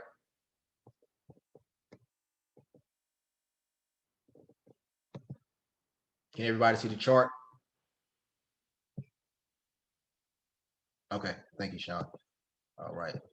Now, when it comes to your stop loss, you go over here to limit. You go over here to limit. You change limit to stop. Change limit to stop. Okay? Change your limit to stop. And when you change your limit to stop, you come here. You see what this says? Says standard, okay? STD, standard, okay? You can leave it as standard. You can change it to mark. On demand, it does not show mark, but you can change this to mark as well, okay? Or you can leave it as standard. But what you're looking at is this number right here. See this number that says 2087? 2087 right here. You have to find out what this number is that's going to be able to give you the amount you want to stop it, the amount you're willing to lose. So that's why right here on this, we came over here and where this thing says amount to lose and bottom line is right here. So 1618. I will come right here, type in 16.18. 16.18, and I will hit confirm and send. And watch this.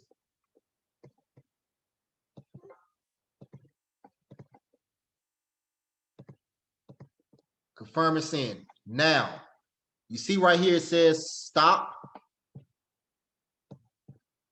Let me clear all these drawings off.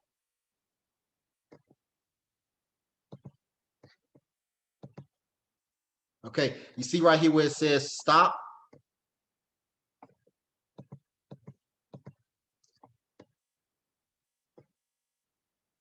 That's telling me, that's showing my line of where I want to, that's where it's going to sell it once it breaks a certain level. Okay, go to the 5 minutes so you can see it better. Okay, so with this, and right now we're in a put. Okay, so basically saying if the stock comes back up to this line, I'm going to sell and I will lose $1,000. Okay, $1,000 for the day. That's how much I will lose if it comes back to that line, because we're doing a put right now. Okay, That's how you do it. That's how you do your stop loss. So let's do it again. Stop loss. Quantity. You right click, create closing order, sell -4. Boom. You want to sell all 4 of them, right? But you, like you said, you want to set a stop loss. As soon as you get into your trade, you want to come, as soon as you get into your trade, you want to come back and set this stop loss. So you change this limit to stop. Okay. You pull up your you pull up this calculator, do your numbers, boom, boom, boom, whatever your numbers tell you to do. It's 1618. I come right here, 16.18. Confirm send. Boom, right there, my stop loss is in place. Okay. And you're good to go. Does that make sense to everybody for your stop loss, risk management, stop loss? Okay, that's the first one. Stop loss, risk management. Is that good? It's that simple. This calculator breaks it. This calculator gives you the juice. It gives you the juice. Okay. All right. Now, let's take it a step further. Let's set a OCO. So the stop loss sells at a loss for you, right? That's why it's called a stop loss. But let's set a OCO where you set a stop loss and you can set amount of money that you want to make. Okay, so let's go through it. Remember, on this right here, we have the amount you want to make is the top line, and the amount you want to lose is the bottom line. Okay, so that's going to come in handy right now. So what we do is, once again, the same thing. Right click on the quantity, create closing order, sell -4. Boom, we come right here. So what we're going to do different is this. Right here, where it says advanced order, we're going to change this single order to a OCO. OCO is one cancels the other. One cancels the other, okay? Meaning this. So we changed this to an OCO. Okay, and these steps are in the PowerPoint deck, and like I say, also this is recorded, and also I have other videos for you that I'm gonna send to you tomorrow morning that shows you how to sell, how to do the OCO, how to buy, all that stuff. Okay, so I want you guys to have it broken down, so you don't have to watch a 20-minute video. You can have it like in a 5-minute video clips. Okay, all right. So you change this to OCO. All right, OCO. And then you come up here and you right click anywhere on this particular screen, on this red line, you right click and you hit create duplicate order. Once again, do not get caught up by saying, okay, Chris, I missed it. I didn't see how you did it. I have this for you in videos, okay? The main thing is I want you to get to understand the concept of what it's actually doing, okay? So you create duplicate order. Now, boom. Another red line popped up, right? Another red line popped up. Another red line popped up right here. Okay. Now, when this red line popped up, remember, this right here says top line, bottom line, top line, bottom line. Okay. So, boom. What we're going to do here, the top line says, if I want to make $1,000, I've already put my numbers in. If I want to make $1,000, I have to hit 2118. 2118. So change this right here to 2118. Okay. Then we come here and we change the bottom. We have to go to the bottom. You leave this 2118, this top one, as limit. But we come down to the bottom and we change that limit to stop. Change the limit to stop, and you see this pulls up again. It looks familiar, right? It pulls up. Now we change this bottom one to whatever the bottom one says. 1618. So we change it to 1618. Now, boom. Now, this is what we've told the system. We've told the system when this mark price, let me show you the mark price.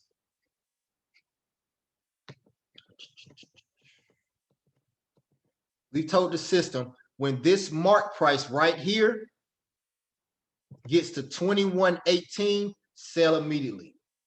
Or if this mark price right here gets to 16.18, sell immediately. Whichever one comes first. Whichever one comes first, what I call OCO. One cancels the other. So if it does hit this 21.18, we'll make roughly around $1,000. Roughly around $1,000. If it hits this 16.18 first, we'll lose roughly around $1,000. Roughly around $1,000, okay? Whichever one happens first. So what you do is this, you hit confirm and send, boom. Now look at here. You got your top, now you have your stop and you have your limit. Okay, you have your stop and you have your limit.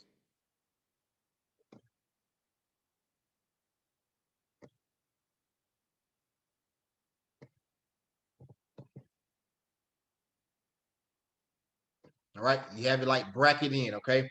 So now you kind of got your top and your bottom. Now you can close the computer and you can walk away. You can close your computer and you can walk away and you can keep on moving. You can go to work, go do whatever you got to take care of, and then come back home and see what is what. Okay?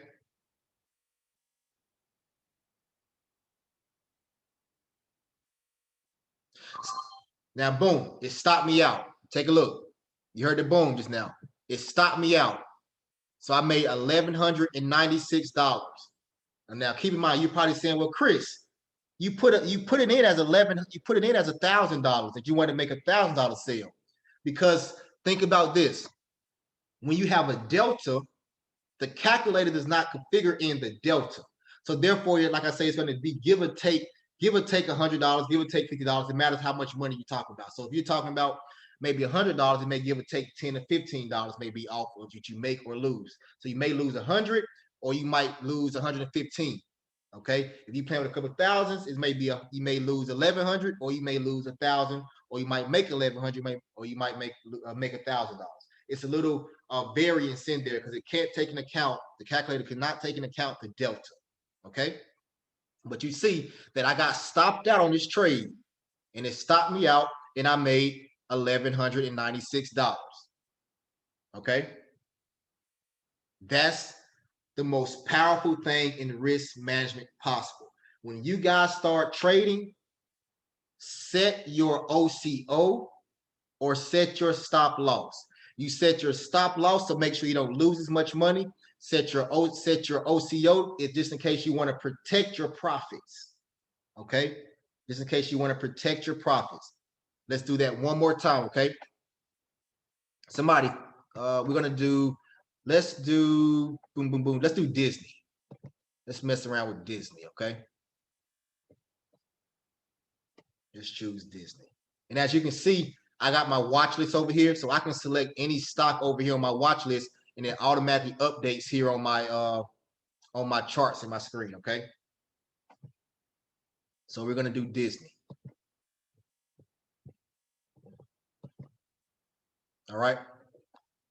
I'm gonna take it off mute, and I want one person to give me some information, okay? All right, one person come off of mute right quick. First one, Tony. Tony came off mute first. Tony, you there? Yes, sir. All right, everybody else go back on mute. So Tony, I'm buying Disney World. I'm buying Disney. Check this out. I'm about to take the family to Disney. We not standing in any lines, bro. We getting the pass to go skip to the front of the line. I don't care how much the hamburgers, the hot dog, the chicken wings cost. We buying everything. You wanna know why? Because we done bought contracts in Disney, and this contract, option contracts, the stock market is paying for our entire Disney trip. Okay. Okay. All right. So what I want you to tell me is this. I'm about to buy Disney. How many contracts should I? Well, first of all, I'm finna buy. What expiration date do you want me to buy? Are we day trading or are we swing trading? Great question. Great question. We're gonna day trade. I'm gonna choose the May 21st. May 21st, my man. All right, May 21st. Which contract do you want me to buy, a call or a put? You just choose. A call. You want me to buy a call? Okay, we're gonna buy a call. How many contracts do you want me to buy? It depends on how much money you got. Let's see how much money say I got. Oh, you got enough money on there. I yeah. got $93,000, man. We making money. We eating, man. We eating good over here, man. Okay. We'll buy you 10 shares or You wanna 10 buy- contracts. There you go. And 10 contracts is how many shares? That's that'll be 1,000. My man. Okay, good stuff. Which option, which strike price do you want me to buy? It doesn't matter, but we will go by the delta. My man, that was a trick question and he got it. That's a trick question. Good stuff. What delta am I looking at? At least a 0.51. There we go. 0.50. Good stuff, though. Good stuff. No, this is not real money, Jason. I wish it was $93,000. I almost beat the $100,000 challenge. All right, this is fake money. This is on demand. Okay, so I'm gonna buy this contract with the 0.53 delta, and I'm going to do an ax. I'm going to buy this contract. So the ax price is 68 cents. I'm gonna click on that. All right. And then I'm going to buy, you said 10 contracts, right? So boom, Yes, sir. got 10 contracts right here. And just for this, I'm going to do market, okay? The reason I'm doing market because on demand takes forever sometimes, okay? Right. So I'm going to do market. So confirms, let me make sure I'm playing. We in the game. We get right. Okay, boom. I'm going to confirm a send. Boom, you see, you heard that noise and you see up here, it says this little green little line. It said I bought, okay? All right. So now I'm going back to active trader. I go down here to positions and I can see where I'm at, okay? Right. All right, I can see where I'm at. How much money, based upon what we've been learning, how much money, let's go to my calculator. Let's go here. I bought how many contracts? We bought 10. All right, so type in 10 there. That shows 1,000 shares. What is my trade price? My trade price is right here. It says 67 cents. You see that 67 cents, everybody? Yes, sir. Okay, 67 cents. So I come back right here. Trade price 0.67. Okay, what is that telling me? Okay, that's telling me I spent $670 for 10 contracts in Disney. Okay, so if I spent $670, how much am I willing to lose? 10% of that, 60, but Yep. $67. $67. So I'm gonna put right here 67.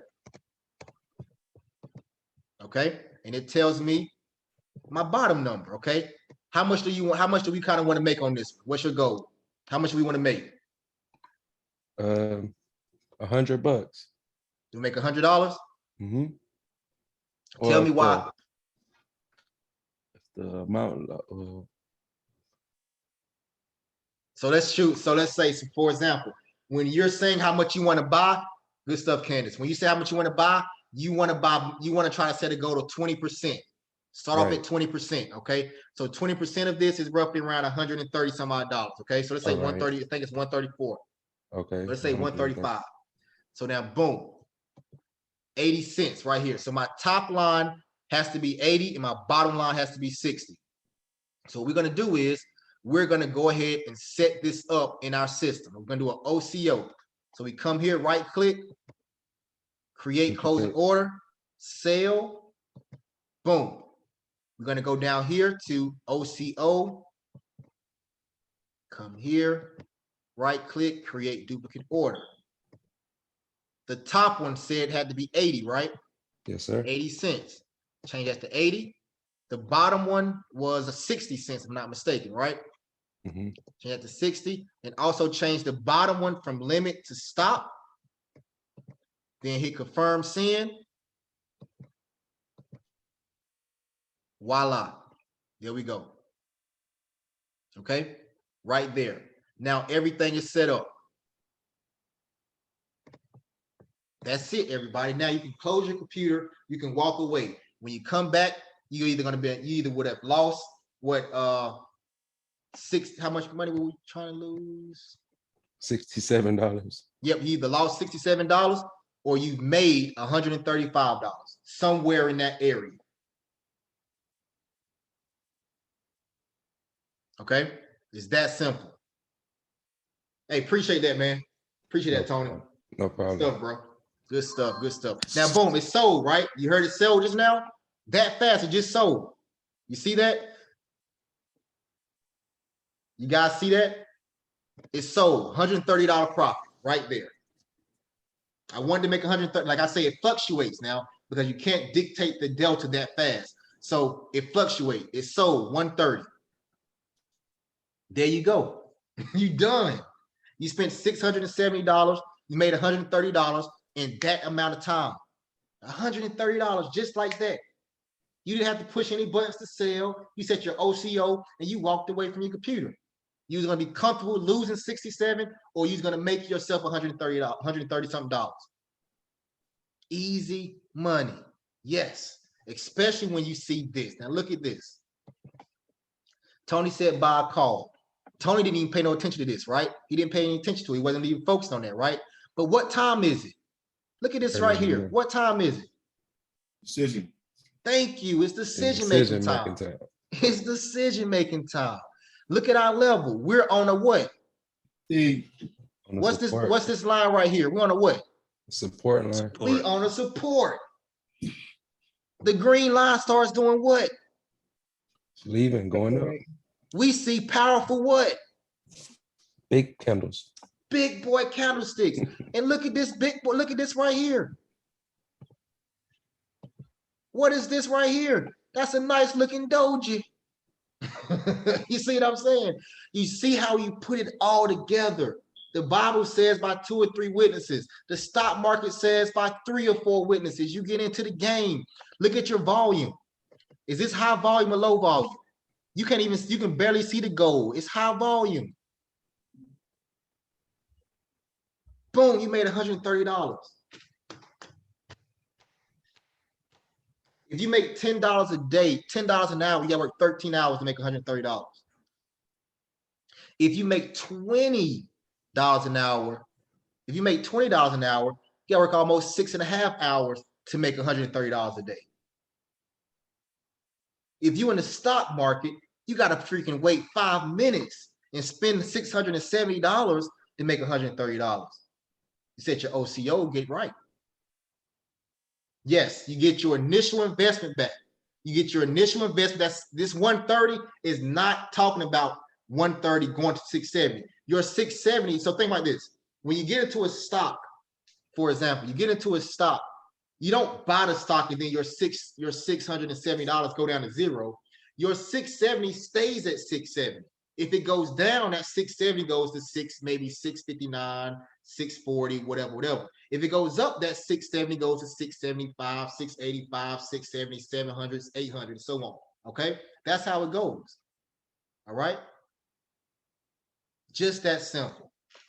Do you guys understand chapter 5 risk management by setting your OCO? Listen to me. If you set your OCO, you will be in the ball game longer. Take me out to the ball game. Take me out to the field, right? Buy me some peanuts and Cracker Jacks. I don't care if I ever go back to work. You see what I'm saying? Like, listen, seriously, if you set your OCOs, you set your stop loss, you are going to protect yourself. This is about risk management, protection. It's not about how much money you make. It's about how much money you do not lose. Okay? All right, JT, let's stop for a quick OCO means one cancels other. One cancels other. JT, let's do a quick Q&A right quick. All right, the floor is yours. Gotta unmute yourself, JT. Yeah, let you. Am I doing it? Oh, I got you. My bad. That on me. All right, now try JT. All right, awesome. So when you make the 670, can you reinvest right away? No. So what we have is cash only accounts. So when you put invest that 670, you cannot use that 670 again until tomorrow. And that's going to save your life, because if you make money, and the more you trade, the more money you're going to lose. It's like you ever seen the movie Blow? You guys seen the movie Blow where the dude was selling all the marijuana and he tried to do that one last, he had just got out of jail. He wanted to do that one last thing to make a couple dollars and he got hit in that raid.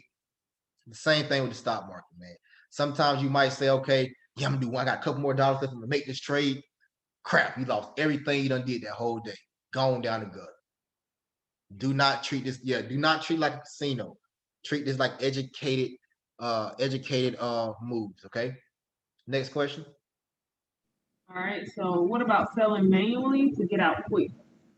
Yep, so for example, if you're doing day trading or you're scalping or something, you do not do the OCOs. When you're day trading or scalping, you're like this on the computer. You're doing everything yourself. You're right here. The same way I went to go sell, you're watching it. When you get to a level, right click, create close order, boom, boom, boom, sell. You out. How do you stay in the game until it touches the green line? Say it again. How do you stay in the game until it touches the green line? I'm confused by that question. I'm not sure about that question. I guess because it moves in real time, there's no really no way. Someone asked it a couple times, so I guess because they're saying the green line always moving with the stock, there's no way to really tell if it's gonna come back because the stock is moving in real time. You know what I'm saying, Chris? No. All right, so they're asking, how do you stay in the stock and make sure it stays close to the green line? Kind of no way because the stock is moving in real time. I might be having a slow moment, but I'm not getting the question. So they kind of want to know, how can you stay as close as possible to the green line? How can I stay as close as possible to the green line? Yeah, like how do you stay as close as possible to the green line to your owner? So, Question. Okay, go ahead. I'm the one who asked you that question. I remember you said yesterday that when you buy a call, actually it was when you buy a put, actually. Remember the dog goes away from the green line. Oh, got it. And then you don't have to worry about anything until it crosses the green line and then it will sell automatically. Okay, no, got you. I'm with you. Okay, listen. So yes, it does not sell. It does not sell automatically by itself. You sell, right? You sell it yourself. Okay. So for example, once that dog crosses the green, once the candlestick start going the opposite way, and you want to sell, you go right back to the you go right and sell it manually yourself. Okay. Now, this is a thing, and I think this is what your question is leading to, right? So say for example, you got your OCO set. Let me get into this Disney right quick. I'm gonna show you. Or say for example, you got a stop loss set or something. Let's see. Market. Okay. All right. So to your point, if I'm up, right? Say I'm up. I'm at $25 loss right now, right? If this thing starts dropping down, I want to get out. I just go in here manually and sell. Right? If it crosses my green line, I go in here manually and sell. Okay. But say I got a stop loss in, right? I got a stop loss here. And I want to put my stop loss at, I'm gonna come down here. This guy I wanted to sell right quick. I'm gonna put my stop right here. Confirm, send. Now you see my line right here, right? You see my line. Now say I don't have my OCO at the top. I don't have the OCO at the top. I just have my stop in it. I can lose $200. But say I get up $300. I'm up $300. Okay, one second. Let me see. This might be doing something. Okay, say I'm up $300, right? But my stop loss is at 200. And say I really don't want to just keep my stop loss at being down $200, and I'm up 300. Let me do this. I'm gonna change my stop loss to $200 positive dollars because I'm up 300 right now. I want to change my stop loss and move it up. Okay, I want to move my stop loss up to $200 positive dollars. So now I'm guaranteeing myself that I'm at least have $200 for the whole on this trade. Make $200 for this trade. What you do is you right click here, you go to cancel and replace, and you just change this number right here. Now say I change this number up to 52. Now watch it move. Now it jumped up. Okay, now it jumped up. Okay, so now all of your profits you just made is protected. So now you're in a trade where you can't lose money now. It's physically impossible for you to lose money now, because you now change your stop loss from negative $200 to being a positive $200 because you was up $300. That's the power you have when you can sit at your computer and watch it, right? When you can sit at your computer and watch it, you can set your stop loss, you're good. But then when you get up $1,000, you say, okay, I'm up $1,000. I'm gonna set a stop loss at $700. So when they do go back down to 700, I'm automatically gonna win $700 no matter what. Baby, you win the money. Okay. All right, Chris, if it didn't hit the top or bottom, would it cancel the order at the end of the day? Yes, it will. But I think it's another way you can do it. I haven't done it because I haven't done it yet because I'm rarely in OCOs anyway when it comes to it. But you can do something called GTC. I'm sorry, GTC. GTC. That's called good to close. Good to close. That means until one of them are hit. Candace must know that. Candace must know that Mark episode. Yeah, y'all know. Y'all know the Mark episode where they was at the when they was in the courtroom, the bailiffs about to dance when Tommy had said whatever he had said, right? Anyway, but yeah, GTC, good to counsel, right? So yeah, that was funny. Sorry about that, y'all. But anyway, yes. What does GTD stand for, Tommy? Martin went crazy. Y'all wild. Y'all good. Y'all tripping. Y'all wilding right now. But anyway, yes, good to close. Good to close. And it basically happens until one of them happen, okay? One of them happen. All right. What's the difference between a stop and a stop limit?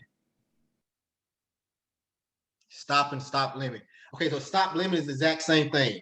Stop limit. Remember what I said going to that car dealership? You're saying I want to sell at $24 no matter what.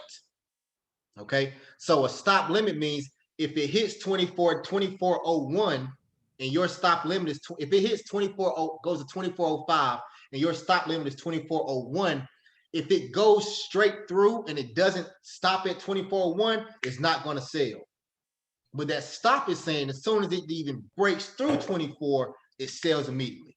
So that's why I do stop instead of stop limit. Because when I'm selling, I'm not gun-ho on getting that same price. I want it to sell immediately because it's going the wrong way. Okay. Any other questions, JT? There's a few questions about the trailing stop. Not sure if that often. Say trailing stop? Yeah. Okay, so trailing stop, you can't do a trailing stop in on demand for some reason. It won't allow you to set that option. But this is what you do with the trailing stop. I use a trailing stop, but then I don't use a trailing stop, right? Because I don't like getting stopped out a lot. But trailing stop is basically this. You're in a stop and say you have a stop loss. If the mark price drops $1, it sells immediately. So you may be up $1,000, you may be up $500. And if the mark price goes down $1, it's going to sell immediately. But as long as you're making money, the stop keeps going up automatically with you the whole time. Okay, so a lot of people use the trailing stop. I don't use it as much just because I got stopped out a whole bunch of times and I don't like really getting stopped out that much, but it's still good for you though. Right, Tony, go ahead. I'm sorry, go ahead. I'm sorry. There's a few questions, a lot of questions actually talking about scalping. Will you just show them like what's a scalp maybe? Yep, I'll show them a scalp in a second. Tony, what is the reason to not set a stop? Tony, there's no reason not to set a stop unless you just want to flirt with fire. Honestly, unless you want to flirt with fire. I never set a stop. Well, I'm not gonna say never, but most of the time I don't set stops. I'm always looking at it. But I'm telling you this: risk management. Set your stop. Please. Please, I'm begging you, set your stop. As long as you set your stop, you're going to be in the game for a while. Okay. It's like playing football. Wear your freaking helmet. Put your mouthpiece in. Wear your thigh pads. Wear your knee pads. Put all the safety equipment on as possible, because that's gonna create longevity for your career. Same thing with trading stocks. If you set that stop loss, you're going to win more Super Bowls with a stop loss than without one. Okay, you can win more Super Bowls with a stop loss than without one. Okay. All right. How do you set a stop when you're scalping? We don't set stops when you're scalping. That's the thing about it. When you're scalping, by the time you set the stop, you can possibly be out of the stop, right? But let's do it. Let's do a quick example of scalping. Okay. And I'm gonna go to my bread and butter Amazon.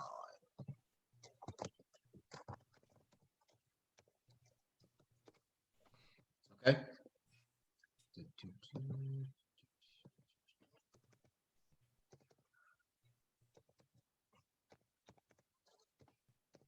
All right, this is what scalping is. All right.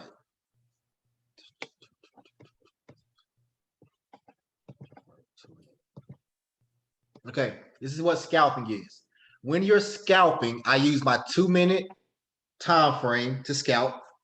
And what scalping is, you're in a contract, and the way you get into a contract, you buy a lot of contracts.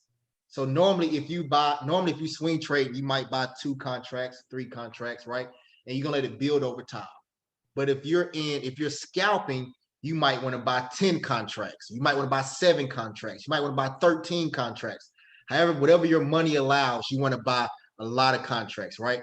And then when you buy a lot of contracts, you're only planning on being in this particular stock for roughly maybe 2 to 3 minutes tops. Okay, 2 to 3 to 4 minutes, if that, right? Sometimes I've been into a contract, I've been into a scalp for less than a minute before. Okay. So check this out. I'm gonna actually scalp this one right now, what we're on. Okay, I'm gonna scalp this one. I'm gonna go back to, I'm gonna hit play. All right. So basically I go here, active trader. I'm gonna buy, say for example, I'm gonna buy a put. This thing is off. I'm gonna buy a put. I'm gonna buy about 4 contracts. Boom, boom, boom. Boom, boom, boom. Move my ball over. Send. Well, I should have just, let me go back and do something else. Hold on. Let me do this. Let me cancel out. I didn't change the market, so it's not going to buy fast. So cancel out. All right. So we are right here. All products. I'm going to play. I'm going to buy 4 contracts. 1, 2, 3, 4. I'm going to change this to market just because I'm in this on demand feature. Boom, I'm in there. Now, right now, active trader, I'm in it. I'm look at the P&L open. I'm looking at the P&L open the whole time. I got this up, sell. This is how I'm looking at my market right now. I'm looking at this P&L open right now. I'm looking at this right here. Okay, I'm looking at it. I'm looking at it. I'm down 280. I'm down, I'm down, I'm down. I got a number in my head of how much I'm willing to lose as well, okay?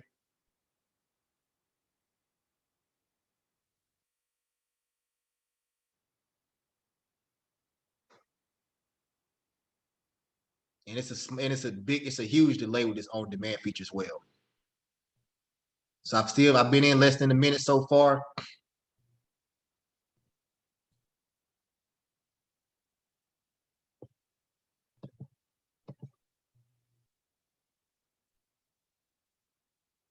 I'm up $190. I'm up. Whenever I buy 4 contracts at Amazon, the first thing I'm trying to get to $1,000. That's my goal. $1,000. Boom, boom, boom. This is a 2-minute. I'm on a 2-minute time frame. Okay. So each candlestick is 2 minutes worth of data. I'm still in this scalp. I'm still in my scalp.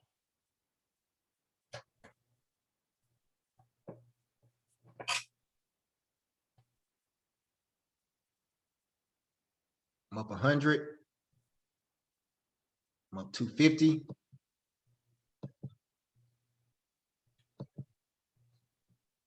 I'm up 300. I'm up 550. Okay. I'm up 550, 470.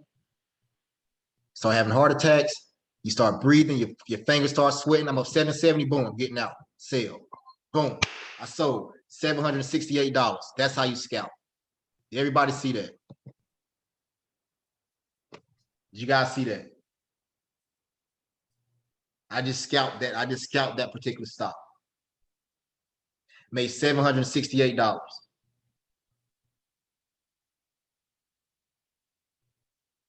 Okay, because in my mind, like I said, once again, in my mind, I wanted to make $1,000.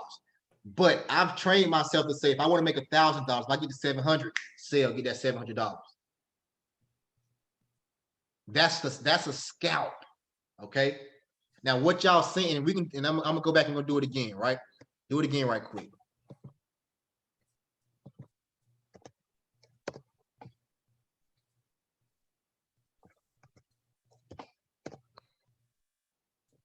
Okay.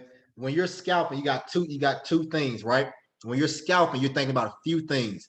You're thinking about what's the number you want to hit, what's the number you want to lose. You got to do this mentally. What number you want to lose? Okay, how much you're willing to lose. I was willing to lose $1,000 on that scalp, and I was wanting to make 1,000 on that scalp, right? Okay, then you got to think about this. And then you got to think about, yeah, those are the main two things you got to think about. Okay, so this is what I did. I'm gonna go a little bit slower this time. So let's hit play. Boom. I got here. Say, for example, the reason in this scalp, I'm on a 2-minute time frame. Normally I use the 5-minute, but if you're 2 minutes scalping, you use a 2-minute. I see my green line starting to go down. I got a big red candlestick right here. I see my green line start to break downward. Okay, this is what I see. I see it starting to break downward some. But think about this. That candlestick is moving up and down all day, right? So I hit play. Again, I'm hitting play. And look at this moving up and down.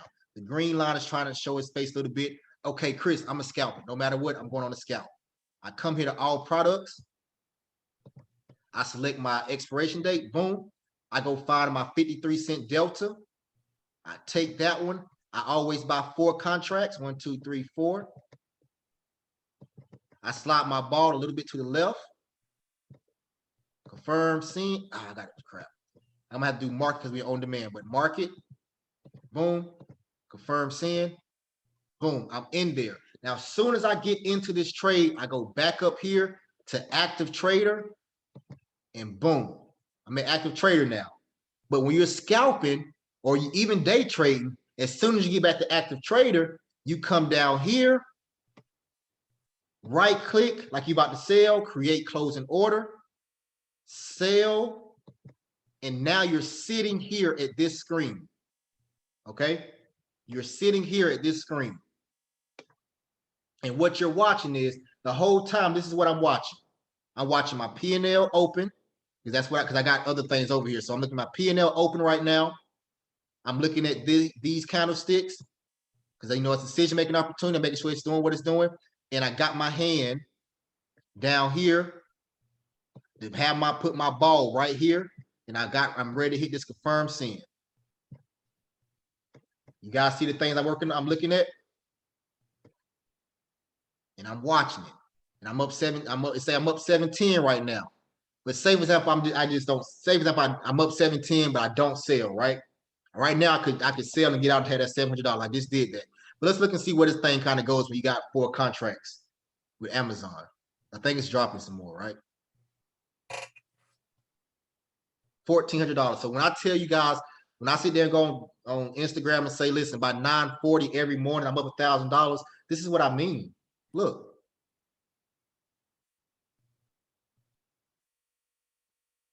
$1,600 profit right now. 1,400. I'll be literally sitting here looking at this screen like this. Like, Chris, why don't you just sell? Take your profit. Sell, take the profit. Sell, take the profit, Chris. Get my ball, bring my ball over here somewhere, and then boom, just sell. Get out. I made on that particular one, I think 1,800 or whatever. It was together, right? Something about $1,300. Okay, that's how you do it. That's how you scalp. That fast and hurry. You don't be in that trade long. You get your money, you get out and close the computer. You made some money for the day. If you lose your $1,000 that you got, whatever you want to do, you get out. And the thing about scalping, so somebody said, how much did you, and this is how much you invest. I think I invested about, let's see what it was invested. It was 13, let's see. I got 4.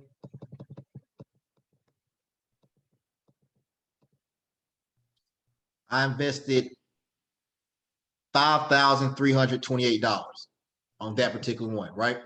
It made if I made 700, I made about 13% return on my investment. This is the thing about it. When you're scalping, you don't care about your ROI. That's not what's important. When you're scalping, your whole thing is to make a quick dollar and get out. Okay? Make a quick dollar and get out. All right. Okay, any other questions, JT? Someone asks, why don't you pull the ball over first and get it ready for the sale? Is there a reason you don't do that initially? Because the ball moves back and forward. It'll move back and forward by itself. As this price number right here changes, the ball moves back and forward. So what I normally do is I normally have my mouse, say for example, let me see. You see the ball's gone now, right? Ball's just gone now, right? You see it moves by itself. Now the ball's back. It's moving by itself. So normally I keep my mouse right here. And what I do the whole time is this right here. Boom. If it disappears, I bring it back. If it disappears, I bring it back. All the time, okay? That's kind of how I do it. All right, Chris, could you tell them what to say to the TD once they call for the cash flow? Yep, let me stop this right quick.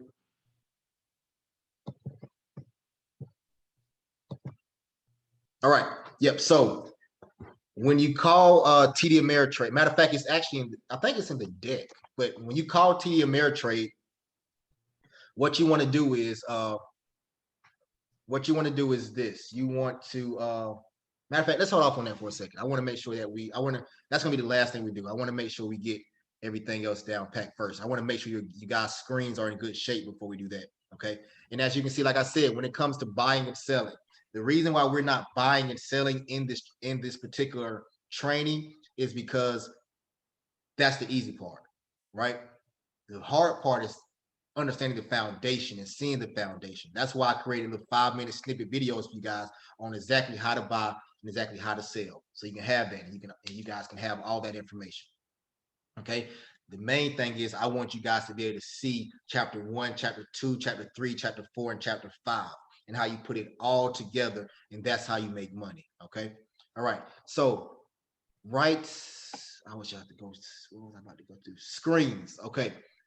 Everyone, hopefully by now, has their screen set up, right? Okay. If you do not have your screen set up, and you have a Windows computer or a MacBook and your screen is not set up, follow me right quick. It's only going to take a minute, okay? Follow me right quick. Trade Active Trader, everybody. Trade Active Trader, okay? This is if your screen does not look like mine, okay? Trade Active Trader. What I want you to do, can somebody paste the link I'm supposed to copy and paste in the chat for me, please? If you can just paste that link I'm supposed to copy and paste in the chat.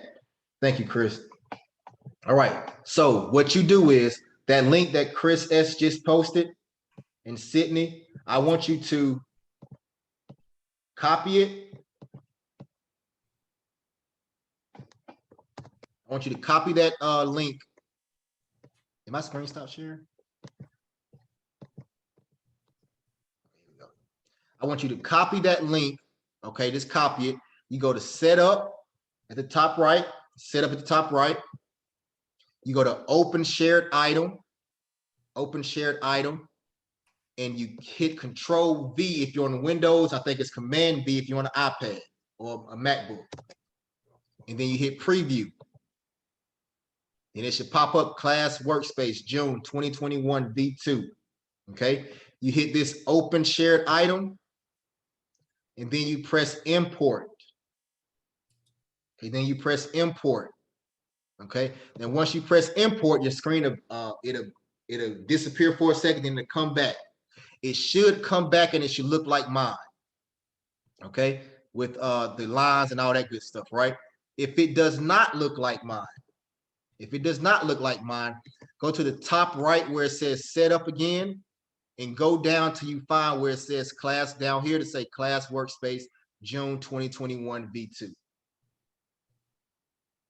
Okay. Everybody okay with their screens? Is your screen set up? If your screen is not set up, say no. No. If you're on a MacBook or Windows. I don't know how to do this with his. No. No, And you're on Windows in a MacBook or a MacBook. I'm on Windows.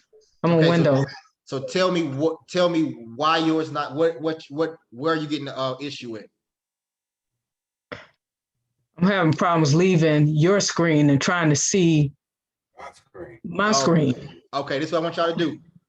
Focus on your screen. I'm gonna walk you through it, okay?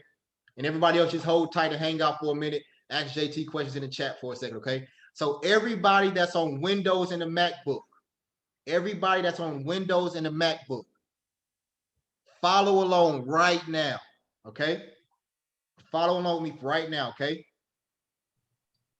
How do I bring up my screen without seeing your screen? You can just minimize me, and just Okay. open up your Thinkorswim. Okay.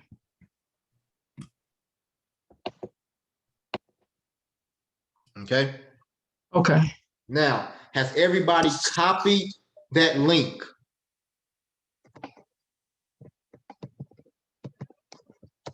Okay. So you start. I just posted that link again.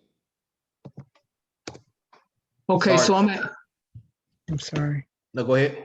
So I'm at setup, and then where do I go from setup? All right. So once you go to setup, you see where it says open shared item. Okay. Click on open shared item. Okay. And now where it says shared item URL. Okay. If you have a Windows, hit Control V. You should, if you already copied that link that I sent to you, if you copied it, hit Control V and it should appear in that box, correct? Yes. Okay. Everybody else with me? If you with me, say yes. Yes. All right. Everybody else who's doing this, if you're with me, say yes. You can take yourself off mute. Say yes. No. Yes. Yes. Okay. Yes. Who's saying Yes. the person that Link. okay, hold on one second. Hold on 1 second. The person who's saying no, why are you saying no? What do you see? Who said no? I'm still trying to log into my Thinkorswim. Oh, okay, got you. So when you log into Thinkorswim for the first time, make sure it's under live trading, okay? Live trading. Okay. Yeah, Live. make sure it's under live trading, then it'll let you in. Okay. So everyone else, What's now that you up? got. Go ahead. Go ahead. Live trading is on settings or where is it? No, so live trading is when you're first signing up. So when you're first putting your username and your password in. Okay. Yep. You will see a box that say live trading or paper money. Paper trading. Yeah, live money or paper trading. Select live trading, and then it'll let you log in. Okay. I have a question. I only set up TD Ameritrade and never set up Thinkorswim, so I don't even know how to get in there or set up Thinkorswim. I had missed the end of class yesterday. Okay, so the Thinkorswim, the way to set up Thinkorswim is on the first email that I sent out to give you to introduce you guys to the class. It's called TD Setup. The last 2 minutes of that video shows you how to download Thinkorswim. Do you have a Windows or a MacBook or a Chromebook? Window. Okay, Windows. So yeah, it'd be fairly simple for you. So just watch that video, okay?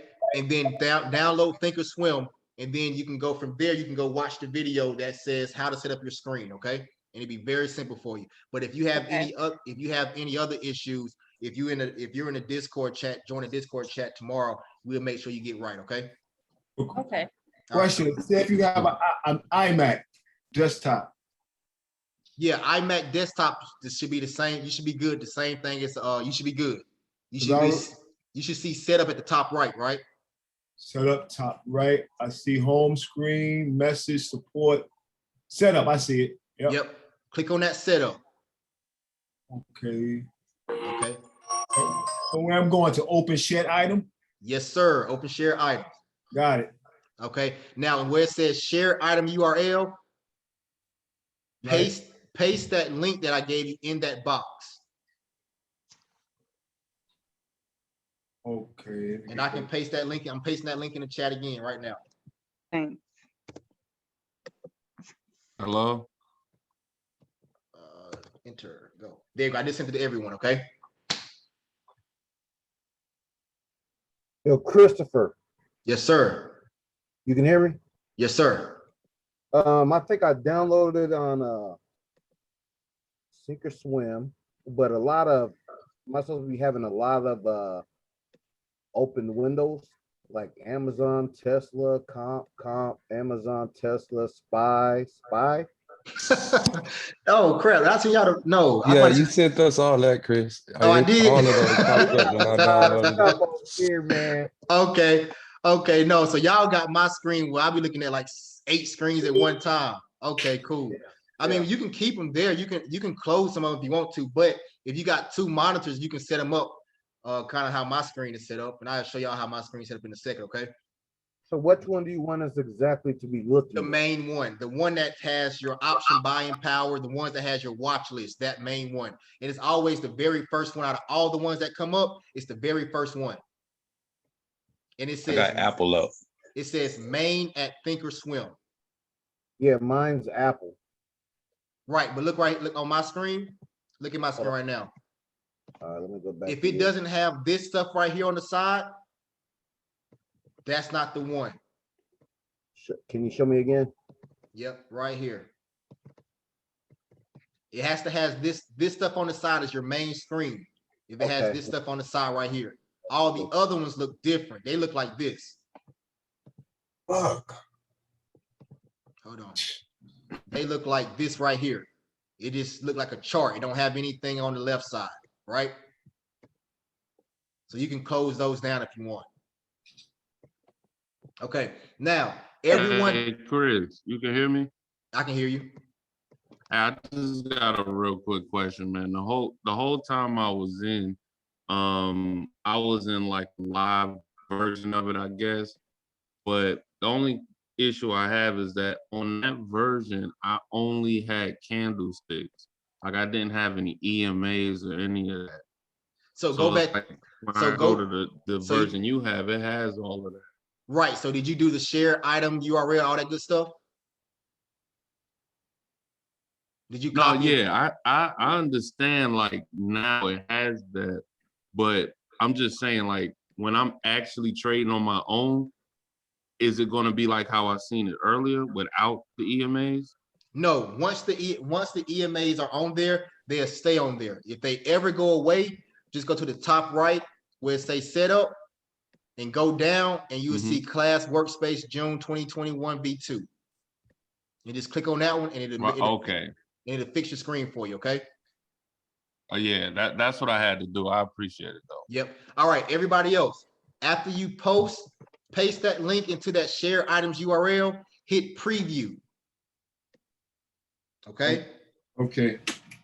Now, once you hit preview, go down to the bottom left where it says open shared items.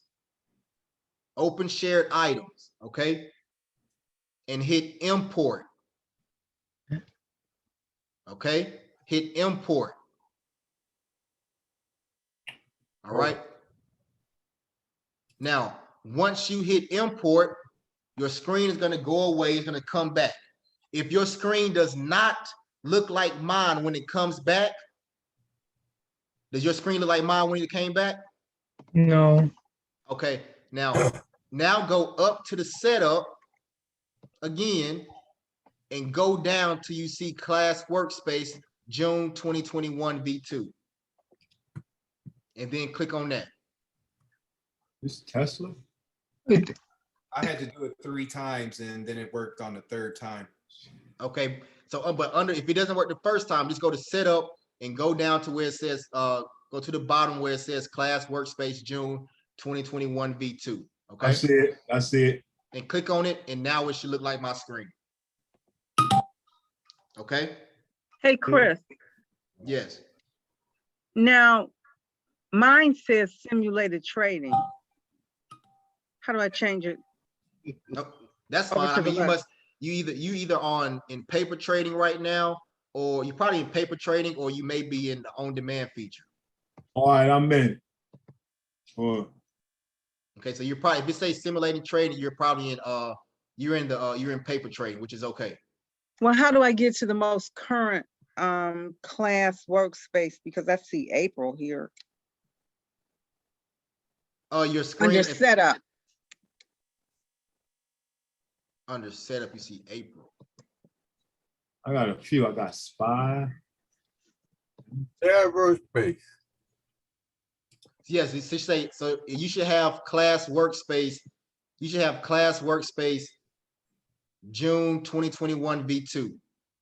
Matter of fact, I may have put the, hold on one second. I may have put the wrong one in the thing. Hold on one second. You might not have. Hold on one second. Let me make sure I got the right one in there. It's Amazon, right? Yeah. Hold on, hold tight, everybody. Hold tight. Yes, sir. Yes. Mine shows Apple. Yeah, any stock is fine. The main thing, as long as you have the class, as long as it says class workspace June 2020 thing. Let me see this. 1 second. Chris, you can hear me? Yep, I can hear you. I can't find a 200 EMA line. You might have to zoom out. Sometimes you might have to zoom out for that 200. Hold on 1 second for me. Save workspace as class workspace V2. Boom, boom. Okay. So you can do this again, okay? I'm about to send you this workspace again. I'm gonna call it class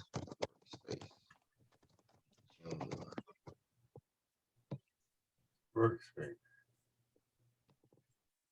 When you go to studies, isn't it like in studies? Yep, you can go to studies too. If you look at the tutorial, you will see it be able to get out of studies. Yep. All right. So I'm gonna put it in the chat again. So if you want to, you can go ahead and do it again. Okay. And do everything the exact same steps. I'll put that link in there. You should be good to go. I wonder why I don't see mine in the chat. Let's see. Oh, I see it. Okay. Yep. All right. Now, let's go here for a second. Okay. Sorry about that, everybody. I just wanted to make sure that everybody was good. Now, if you have a Chromebook or an iPad, if you have a Chromebook or an iPad, just make sure you watch that tutorial that I sent to you. Okay.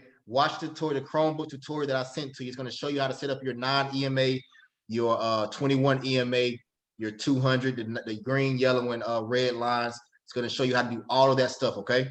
Just make sure you watch that, okay? And what I want everybody to do, I want you to, you know how we use the on-demand feature.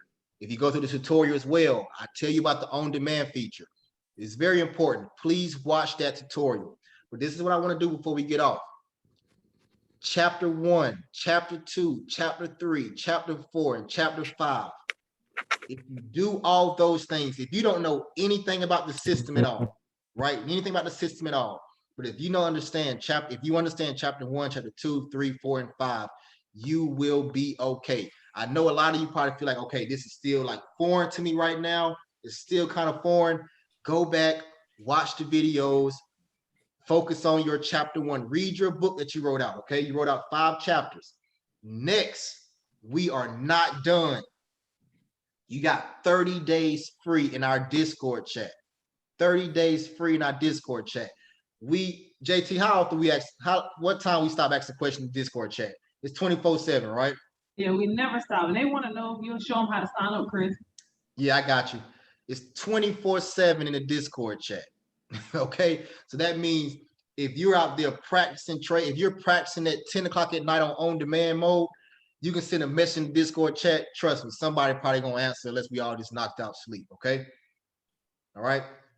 So that's that. If you join that Discord chat, we're gonna have Q&A sessions like this. We're gonna start doing maybe like 2 or 3 days. We start doing Q&As in the morning, just kind of going through different stock things as well. Also, we have live Q&As, and good thing about it is I'm gonna if you can't make the Q&A, I'm gonna send it to you in email as well. And also what I'm gonna do is I'm going to send you guys QAs from the previous classes as well. So I'm gonna resend you again all of the classes that we did this period. Also, I'm gonna send you other classes as well, so you can have that as well. I'm gonna send you Q&As from previous Q&A sessions we've had, so you can have all that stuff. Okay, you can just in your leisure just go through and listen through it, watch it, sleep with it with your headphones. It might penetrate into your mind or something, right? But the main thing is we're gonna have a lot of support for you. Do not leave this class and not take advantage of those 30 days free. After those, once 28 days hit, go cancel your subscription. If you don't want to be charged the $49, cancel your subscription. Listen, I don't care. It's not about the subscription for me. I want to have I want to have these 30 days to help you out. Okay, I want to have these next 30 days to help you out while you're trading in real time. Okay, also, if you set your screen up just now in live trading, when you go to paper trading, the only thing you have to do is go to the top where it says setup in paper trading and click on that class workspace, and your screen will update for you. Okay, also watch the tutorial. Next thing, what do you tell TD Ameritrade? What do you tell TD Ameritrade? Please write this down. I think it's in the deck that I sent over to you, but please write this down, okay? First thing, you want to verify if you have a tier 2 cash only account. Tier 2 cash only account. Cash only account. Yep, tier 2 cash only account, okay? The second thing you want to ask for, you want to make sure you have on real-time quotes. Real-time quotes. Okay? Real-time quotes.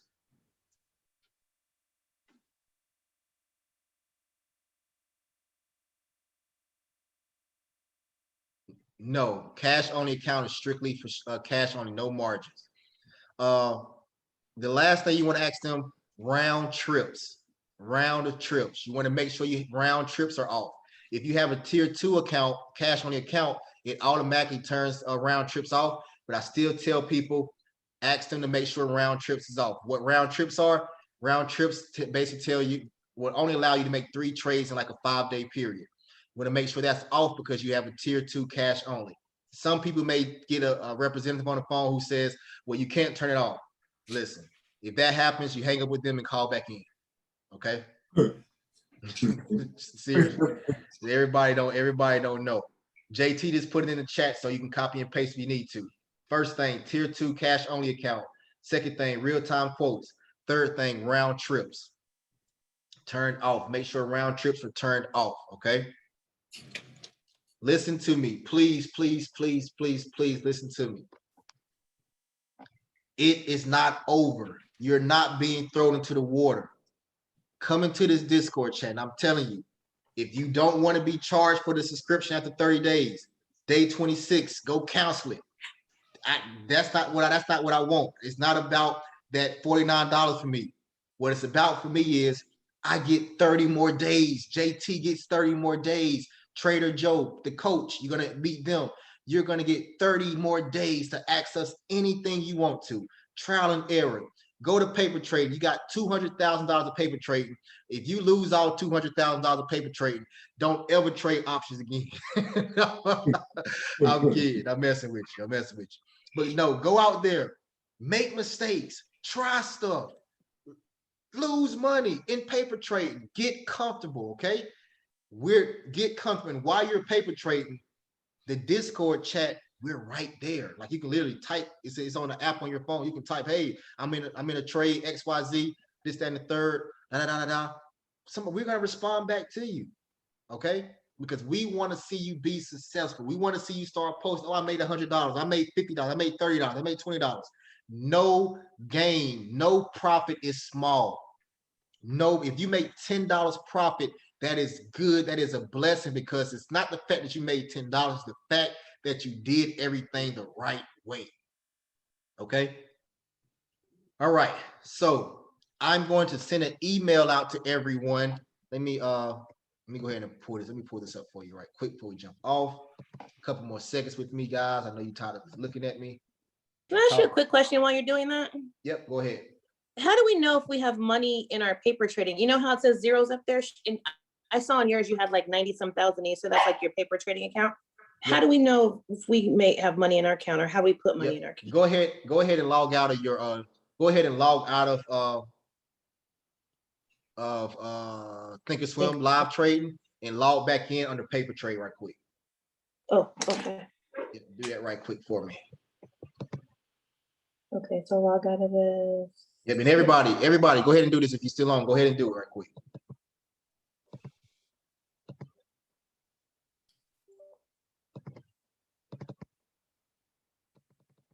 Hey, Chris, doing a Discord chat, is that just simply emailing you?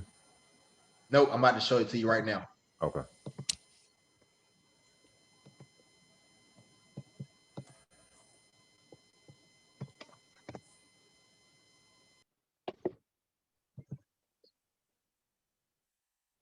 Okay, so log in with.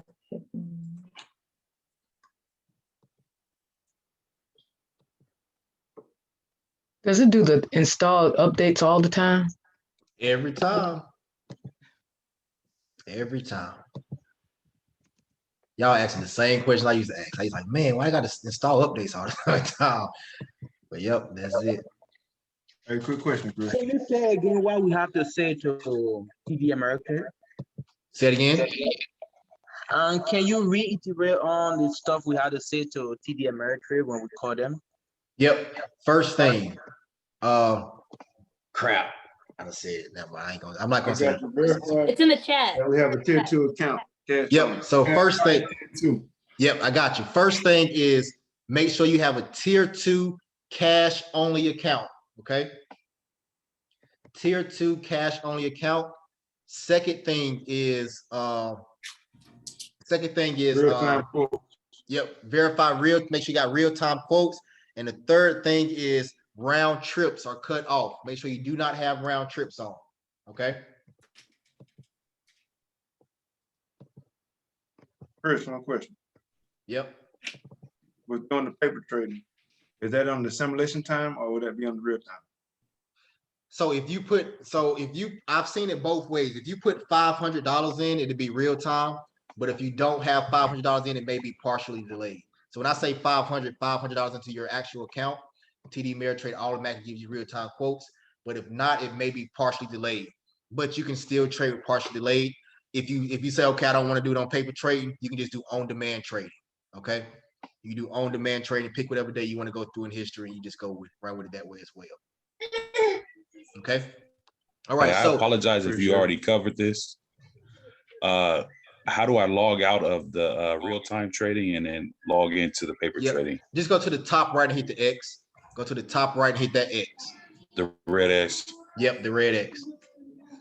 Right. Hey, Chris, I got a question real quick about the charts. When I was pulling up like Apple or whatever, I hit the gray thing and it made the candles real big. How do I get the candles back? You know what I'm talking about? Let's see.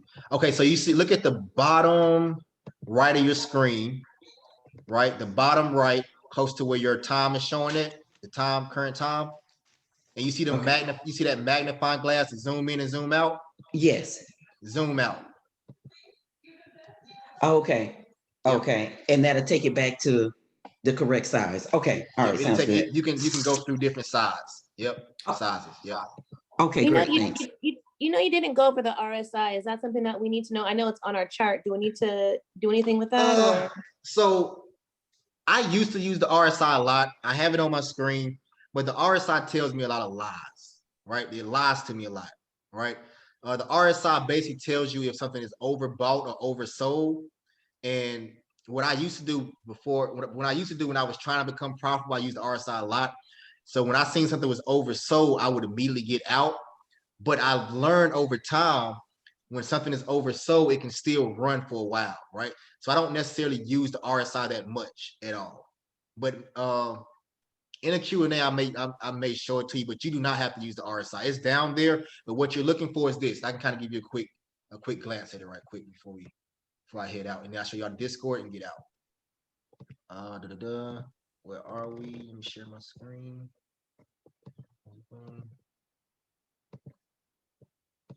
Okay, so right here with the RSI, you see down here where you got a gold line brackets, right? Mm-hmm.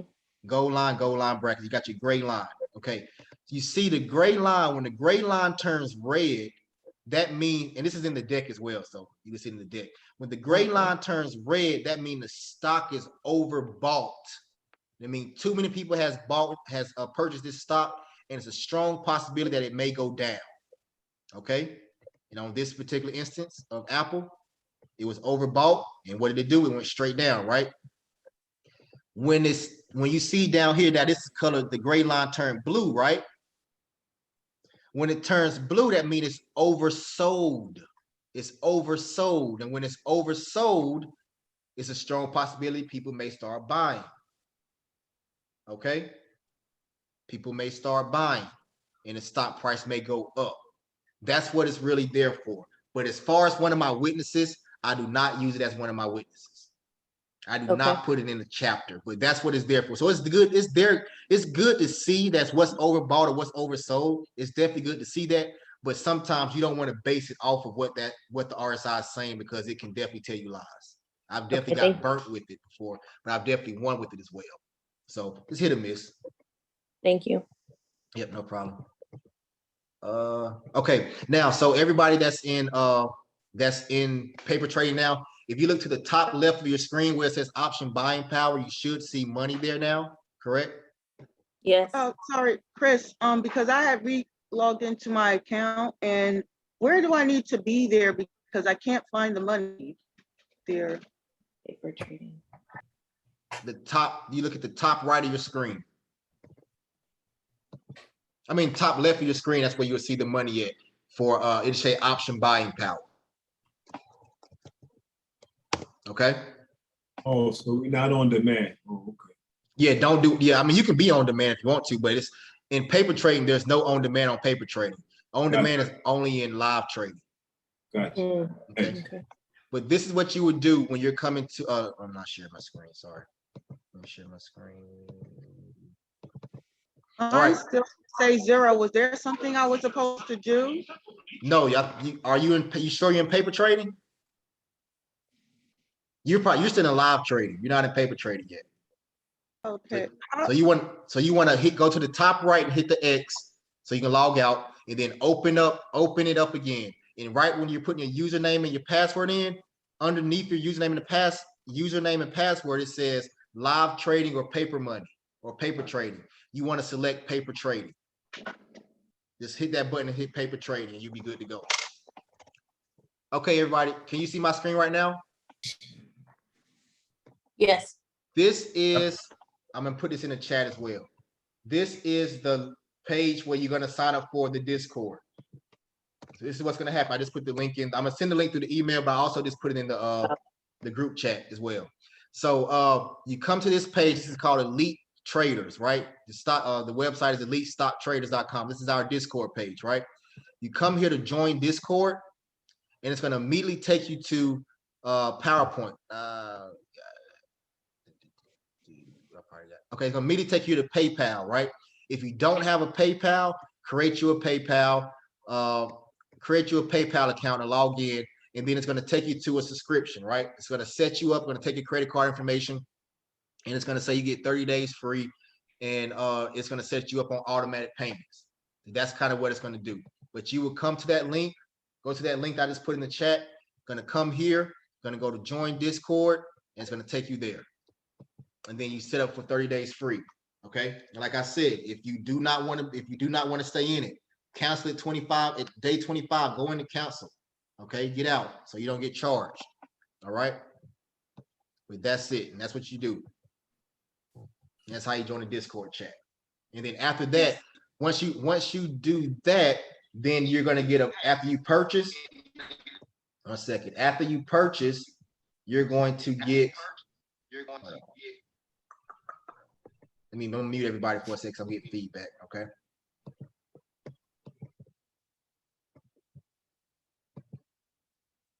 Where is it? Come on.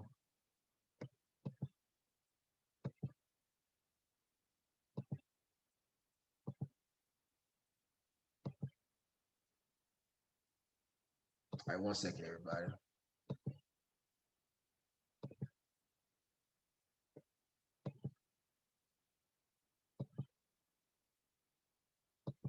Okay, right here.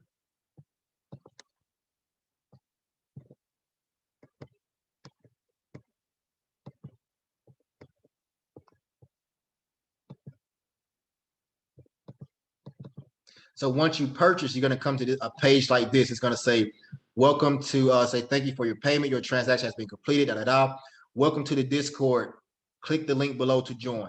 You click on this link right here, and then it will take you into our Discord chat. Okay.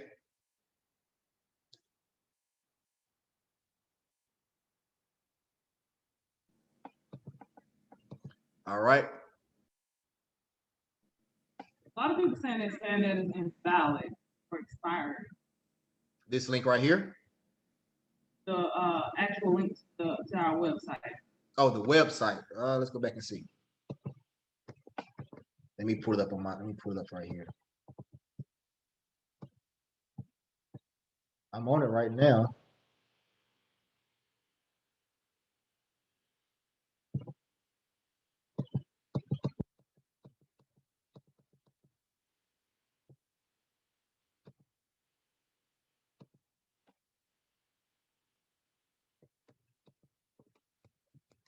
Y'all try this again and see what happens.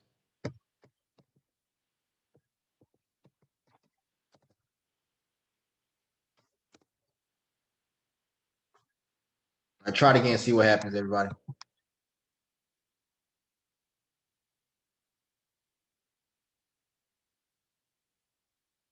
Yeah, I clicked it and it worked for me. Somebody says I am in. Okay, cool. It worked for me. All right, so everyone, the website itself, it is fine. Okay, got it. It's good. Perfect. All right, so everyone, I hope you guys enjoyed the class. I think I'm still missing somebody's. I got to cash up somebody. I think I'm missing. I think Candace Jackson. I still need your cash app. I don't know. Brandon Pay. I'm still getting invalid. I'm not sure. I'm going to send it to your email as well. I'm not sure why you're still getting invalid. Don't copy it and paste it. Just click on the link and see what happens. Some people, I think you just got to click on that link. I hope you enjoyed the class. I hope you have a better understanding of the stock market in general, as well as stock options. Listen, it's not over. We got 30 more days to get you right. Okay. After you sign up for PayPal, it says the link is invalid. Discord invite that expired. What? All right, I'm gonna take a look at that. Let's see. Hold on 1 second.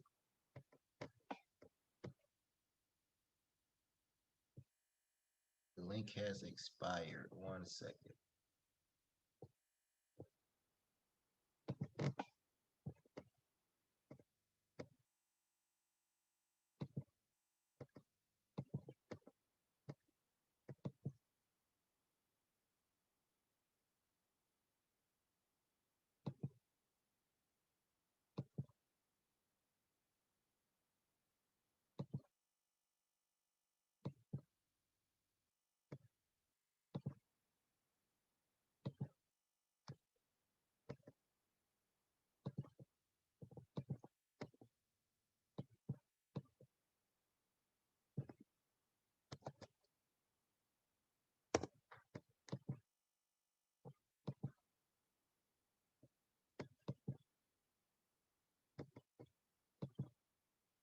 Okay, try again and see what happens. You should be good now.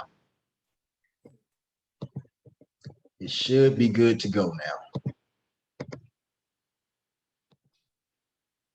Okay, yep, like I was saying though, it should be good to go. If it's still messing up, just let me know. But you should be good to go. I will email the link. Once you set the do the PayPal and everything, click on that link. You should be good to go now. But and if it's not, I will send the link to you once you sign up. Just let me know. When you copy and paste the link and the address, it works.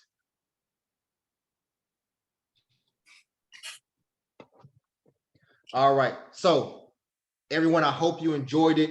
Thank you very, very, very, very, very, very much. We appreciate it. And I hope that you got a good understanding of this. And like I say, I'm gonna send this link. I'm gonna send the link out for the PayPal, not the PayPal, for the elite traders for the Discord.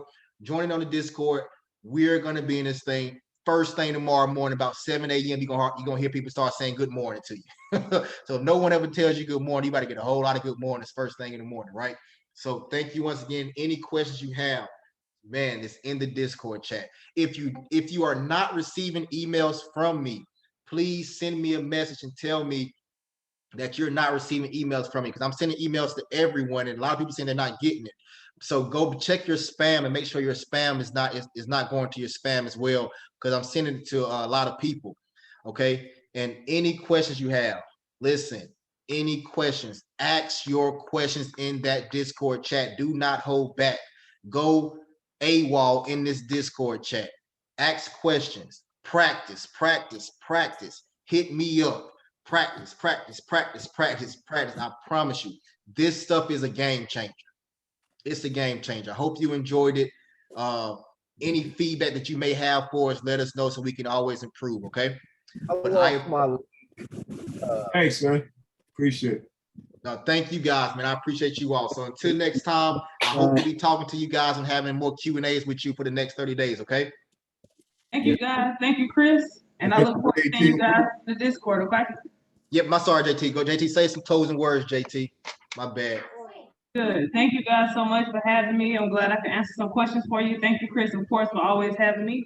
And we'll be in the Discord ready to pick your brains. You can pick our brains. So let's go. Let's make some money. Let's go. Let's go. Let's go. Thank you, JT. Thank you to my wife for putting up with me. Y'all listen. Y'all have a good one. All right. Thanks, Chris. Thank you. Chris and JT. Chris. Thanks, JT. What's up? Thank you. Everybody too. Shout out to Chris, JT, and JT Ho. Thank you. And go Bucks. He said go Bucks. Yeah. Definitely shout out to JT. Thanks, JT. Let's see y'all in the first game. All right, y'all. Have a good one. All right. Go Cowboys! Thanks, JT, and thank you, Chris. Hey, tell Mr. Oliver. Mr. Oliver, I'm